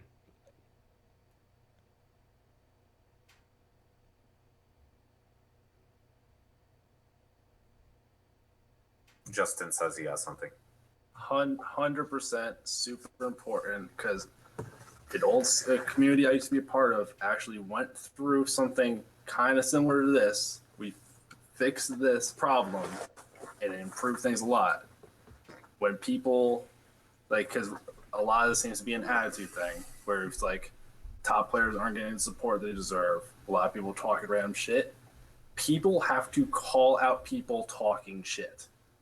Make them feel bad. Show them it's not acceptable. Don't just be like, it's funny, haha. You have to like say, we want this scene to be better, and don't let it slide. That's still like something that a person does. Like you're basically telling like, hey, you guys listening here, if you see someone doing this, then do that. Well, no, that's the thing. It sounds like an individual thing, but it's not. If you had a group of 10 people and someone makes a joke and 8 people laugh and one goes, hey, you shouldn't do that, that's not going to fix anything. If all 9 people go, don't do that, Right. So then they're going to feel weird about it. my point is, how are you gonna go there? Because right now you're just saying people should do that. Well, that's if people think this is a problem to begin with, where if they want the scene to be more competitive than it is, and it's like I'm on board with this idea, then that's something you can do as someone supporting the idea to begin with. Yeah, I think this starts at an individual level, Brett. I understand what you're saying. Like, is there something we can do as a whole? But at the same time, like the thing we do as a whole is a culmination of what everybody does is individually. I mean, But if you're looking for an organized, more effective, like not just do it to like move the group forward individually, like everyone put their part in, TOs have to do it. Make unacceptable play a problem. Like make it like count for games. Then people won't do it anymore. Yeah, I mean, would we start banning idiots from tournaments? That'd be fucking great. Oh my god. I'm gonna have a beautiful dream tonight. yeah, like I mean, so I'm not saying like I have an idea. I basically, yeah, I want to hear if you guys have those kind of thoughts on kind of operating at a higher level for kind of changing how things run. And yeah, I think like that example of making it a bannable offense for TOs uh, to be able to disqualify players for misconduct is a pretty interesting example. Do you guys think that would fly? No, because then it becomes a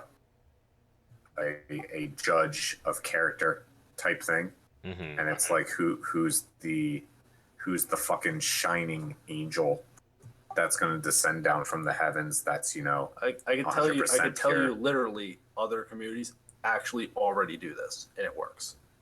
It is not like a theoretical thing. It's already done in other games. What is the it you're referring to here? Like it's a thing in Magic the Gathering. No, what is the it you're talking about? Banning from inappropriate conduct. It's totally already done in other scenes. So what's inappropriate conduct? Like shit talk, like sexual harassment, racist comments, all that kind of stuff. Like stuff that makes the scene a negative. What about like trolling as a general term? Like, can you ban somebody for trolling? I mean, no. you can't ban someone for trolling, but there's definitely limits where if you it's really hard to say in a way that's like, all right, concrete, here's an example. But if there's, you should always be able to call a TO if someone's making you feel uncomfortable, and there has to be a repercussion. Yeah, I mean, we don't really have that. I don't think we really have a problem with that. I'd say we have more of a problem with internet. Oh yeah, no, You know, no. There's people many, being anonymous over the internet. there's many other carrying problems them. beyond. It's one of those things where it's like, especially a lot of stuff I've heard, and I laugh at it too. It's really fun and enjoyable. It's part of why I like the scene to begin with, because it's its own beast entirely. But to make, if that's also, I do think it's why it's holding the scene back, is the level of what this is compared to other things and how they handle themselves and all this stuff, because this shit doesn't happen in other fucking communities. It doesn't. Talking all this shit, the way we act, all that kind of stuff doesn't happen. What do you? What is your response to people who say that the kind of that environment and individual kind of, I guess, that attitude, that the fact that's condoned, those kind of things. What would your response be to the people who say that's kind of part of what makes the FGC what it is? I mean, Because I think there are people who think that, right? I personally agree with that. It is what makes the FGC what it is. But it's one of those things where it's like, until it get fixed, this scene isn't going to elevate any further. Mm-hmm. That's, I 100% believe that. It's like one of those, make the choice. We keep it fun and casual and everyone's having a good time, or we start taking it more professionally, which means you have to cut away some of the bullshit. Yeah. I don't know. I think it just goes back to, I feel like a lot of people just don't respect competition because they don't know what the fuck it is. It's like the first thing they know. They grew up with the internet, so it's just like they can say whatever they want without any repercussions. Mm-hmm. And they never have to prove themselves, so they say whatever the fuck they want, and then, you know, people join in on the talk and mimic. It's just an echo chamber of bullshit that needs to stop. I mean, even just to kind of prove the point, it's even like if you have people in your group that talk shit about people in the FGC, it's never someone in your own local meta. If you're doing it, it's like clearly joking around. You don't seriously mean it. But if you're gonna talk shit about someone seriously, it's probably someone you see once a year. So there's no repercussions for you saying anything, because if you said it in your local meta, it kick you the fuck out. There's a repercussion that can happen. Yeah, I mean, not bringing up, you know, specific examples of this, but it does, you know, a couple examples do come to mind of people doing fucked up shit, but I don't think that is inherently at the core of our problem, which is people just sitting back and not caring. I think that's the problem. That's what I'm trying to get at. That people, you know, they're not motivated. There's a lot of. They're not competitive, and therefore they don't care, and then that just brings everybody else down that's actually trying to do well. So what can we do to change this? I don't know. Talk about it until everybody starts talking about it. Because, yeah, this shit bothers me. I'd really like to see us even out the playing field, but I don't know if it's actually going to happen. I don't know if we're going to get, you know, those people pushing to the next level of Guilty Gear. I think, you know, in Blaze Blue, the only person that's really pushing the envelope on that side is SKD, to the point where he wants to, you know, fucking destroy people. And he gets very picky about how he plays, to the point where it's fucking annoying. He just, you know, gets into like the minutia of matchups and of, you know, just input or mechanics, and it's just like, dude, shit, like, no, I don't know if anybody else could really keep up, and like nobody's at that level right now in the U.S. other than him. That something that could happen then, for SKD's example, if you really want to cultivate something where you have an environment to grow better, at a certain point you have to realize I can't do it alone anymore, and you have to get people to get there with you and help them get there. Yeah, I think the Blaze Blue scenes and the Guilty Gear scenes are a little different. Well, the Guilty Gear scene's been around longer, so, and it hasn't really changed. The core members haven't really changed. The Blaze Blue scene, I felt, kind of grew on its own. A lot of the good Blaze Blue players were not good Guilty Gear players. They just kind of popped about, like SKD grew up as a Blaze Blue kid. LK, even though he did play Guilty Gear before Blaze Blue, he took Blaze Blue more seriously before he took Guilty Gear seriously. Who else is really good? Jonah. Huey is really good. Trying to think of other players. Aren't there a bunch in California that were like that really came up just for the Blaze Blue? I mean, certainly really most of the strong California players for BB are not Guilty Gear players. Yeah, that's definitely correct. Yeah. So it seems like, you know, they've kind of come up, and many of them I think or a handful of them are on equal footing with very good players in Japan. So I guess we're in the same predicament that we are with Exerd. I think the only outlier is SKD. SKD is like really fucking good.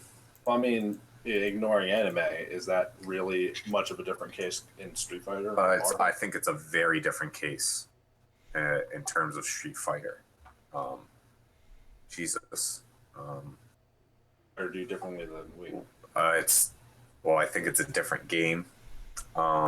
There's more people playing, so you get to play against more people, and that's going to make you better. And I also think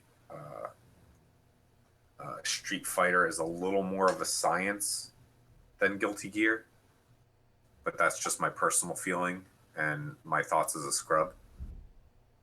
Not being good, when I look at Street Fighter, I feel like it's a little bit easier to break down because there are less options than there are in Guilty Gear. Marvel is 3 out of 5 for a reason. You're not wrong. I don't think it's a problem exclusive to anime games in particular. Well, I think in Marvel, sadly, that game is so broken that there are times when you don't have to care. Like you obviously need experience against certain characters, but there comes a point where, there was a point when fucking Chris G was just like unstoppable over here. And it's because nobody could fucking deal with Morgan. What was it? Morgan Doom, Virgil. Yeah, it's like, it was just like one of those things where if you couldn't deal with Morgan, rip. If you killed Morgan, doesn't fucking matter, you know? It was like one of those things. But there were these other teams where it's like, if you killed a point character, that team's gone. You know? I don't know. It's hard to compare them. I think it's hard to compare them as a game. I just think they're, even ignoring all that, like, you think about those games. We play both the Guilty Gear and Street Fighter at all the same majors, so it's not like there's more events, but there's more small events for Street Fighter, definitely. That's not even questionable, yeah. I think. Mm-hmm. And then you think about there's a higher level of like exposure for Street Fighter. You might be able to get more casual people in, which isn't helpful competitively, but it's good for the scene. Mm. And then you get this aspect of, oh, this tournament doesn't have 50 people, it has 150 people. Maybe I would feel better from doing well, and you try a little harder. Or maybe like it means more to you to do well at something that has more people. is, I mean, small is scale smaller things down for small fighting games like niche ones. That's the really offbeat side shit that like only a handful of people play. They does it really matter who wins that tournament? Not really. But you take a big major tournament, the one that gets 60% of the stream time, that tournament matters a little bit more. So you're trying to think of ways to get the motivation up. Maybe that's something to look at for other games. Yeah, why it's they mean more. yeah, it's tough. It's fucking tough because I mean it really is the problem. It's like how do you motivate people without a shit ton of money? At at its core, uh, wanting to beat someone is probably the would be the purest form of motivation, but that's obviously not the driving factor for a lot of people. So I think there are other things people can do in order to motivate other people around them, and that's be positive all the time. I think it's fine to have rivalries. I think it's okay to not like everybody. I think it's good to want to beat other people to shut them up. But I think there is a point, I think there is a line you can cross where you're actually not doing any good and all bad. And I think we have to get rid of that. We have to get rid of that mentality, and we have to not be scared to shut it out. Honestly, just the biggest thing that, like, regardless of how much you like people or you want to just play the game or whatever, respect can't be a question. Like, that should be everyone who's at that tournament deserves your respect until they lose it. So you can't just be acting like this person doesn't matter, fuck this guy, all that kind of stuff. Well, people say dumb shit on Twitter. They say dumb shit on Twitter. You're absolutely right. They're fucking idiots. Stop. Fucking Brett, stop saying dumb shit on Twitter. Yeah, it might be. Fucking loser. Might be. Okay. I think I've made my point, and I think there's been good input from both you and Justin, definitely. I mean, I wasn't really paying attention to the chat at all during this. Sadly. I've been reading it. Has it been okay? Yeah, I mean, people are talking about stuff. I think everyone's honestly on the same page about this. Yeah. I really think we have to throw caution to the wind in terms of making enemies with calling people out. I think that's the first step, personally. But I'm glad that people feel the same way, because I mean, honestly, I want to see the scene grow. I want to see people get better. It's half the reason I'm involved with KSB, and I want people to travel to play good players. And I mean, you're going to play against players you've never heard of, you have never seen in a bracket before, and they are going to beat you. And you spent a lot of money to get there, so you're going to be motivated. I mean, like, you were tight after those Kohime losses, right? Still tight. Fuck that game. Like that game, you lose, man. Just fucking lose. Get out foozied. Because it's a good ass game. Yeah. But it's like I want people to be motivated. I want people to want to do well. I want to help run tournaments that have the prestige that people want to win. Not just to look cool, but because they just want to be the best. Like, winning that tournament actually means something. Mm-hmm. That's what I want. I want people to want to win. And that's tough. But I think we can get there. I think we can motivate people. Will it actually happen? Don't know. Don't know. Yeah, I mean, obviously, if there was an easy answer, it would have been done by now, right? So It's not like we have any of the answers, and we're just kind of bouncing ideas back and forth. Yeah, but I think just discussion was important to maybe get the discussion started. Yeah. I encourage people to talk, about your scenes about this. Mm-hmm. It'd be nice. And I mean, I know there are people in scenes that just don't listen. And I mean, you just have to keep trying, I guess. The best you can do. And you can lead a horse to the water, as the saying goes. Yeah, I know PNW has done some soul searching recently, which is good because I respect PNW as a scene. Except that they have a fucking tournament on the same weekend as mine in Japan. Hey. Motherfuckers need to change that shit. Assholes. Assholes. But yeah. Alright, I'm good.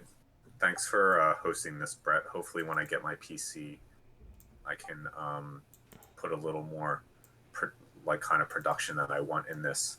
And I'm gonna want to structure this talk was very unstructured, but I think at its core it was supposed to be unstructured, where there were just a couple points that needed to be made. How we get there was not important.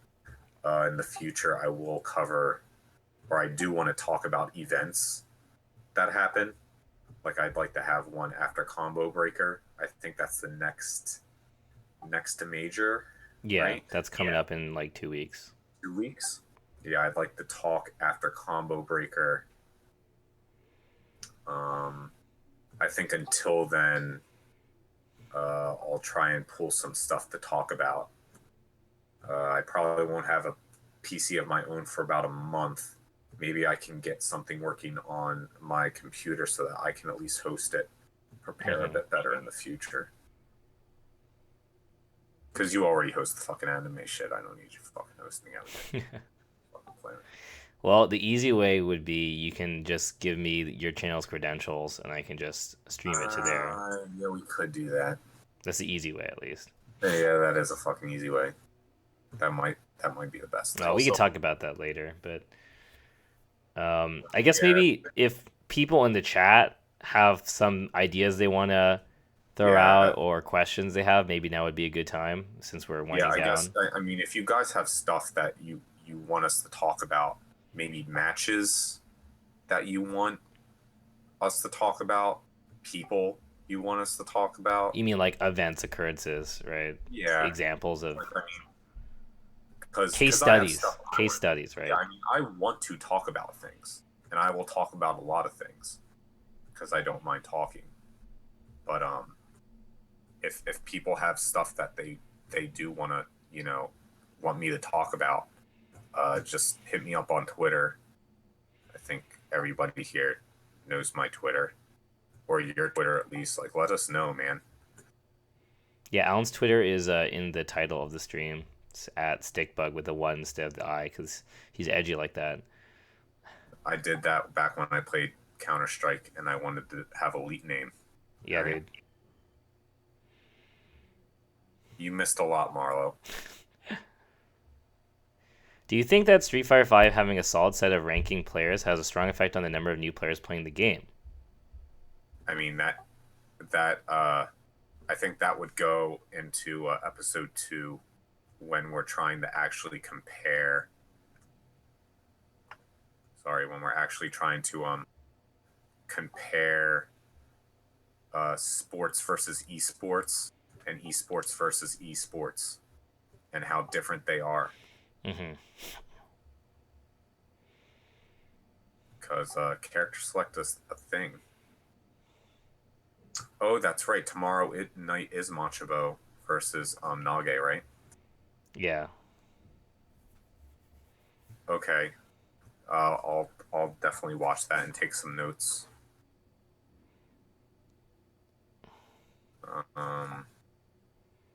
I think this does apply to any scene where there's like less than 10 people. Yes, I think it applies to any scene very easily, especially since the internet connects us all.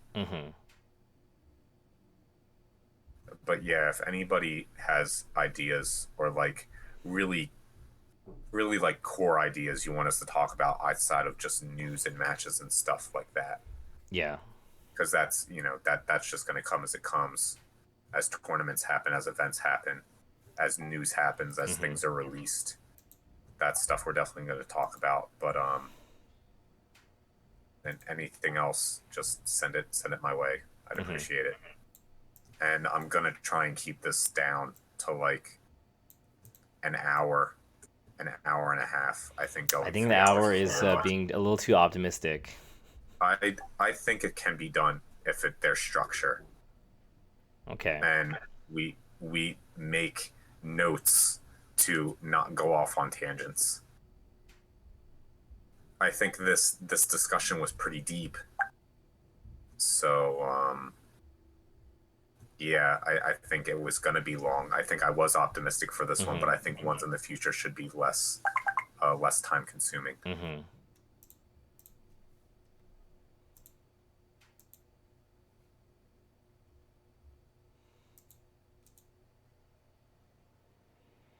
Need to write down Mahoko's what he just said. Oh, how does Melee stay hungry?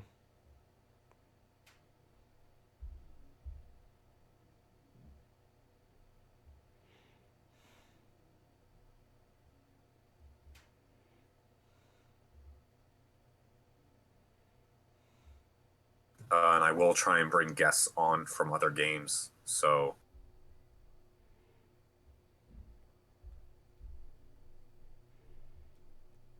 Mm-hmm.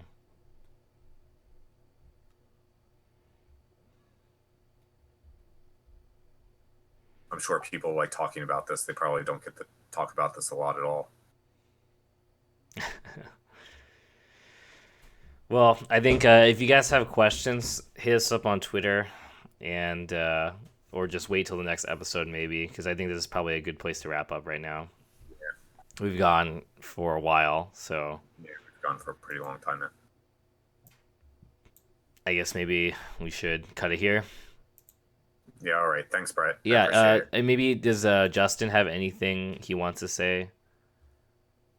Oh, Justin? I Yeah. don't know. No, I'm good. I like everything I'm a part of for various reasons, and it's one of those.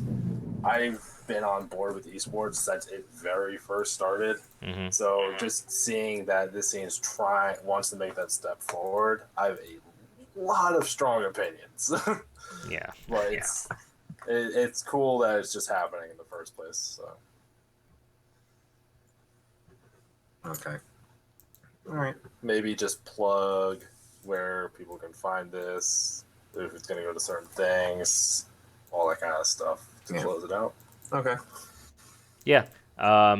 Look for, I guess, announcements on Alan's Twitter about the next time we'll be doing this, and I'll probably be tweeting it out as well. So keep your eyes and ears open, and if you have thoughts, again, feel free to just throw them at us, either between now and the next time, or wait till we actually get things going, and we'll probably have a more structured way to handle those kind of topics, or just topic suggestions too. I think is also another really good thing. If you guys have topics you think you'd like us to cover as well. I think that's it. Alan, anything else? Uh, Alan?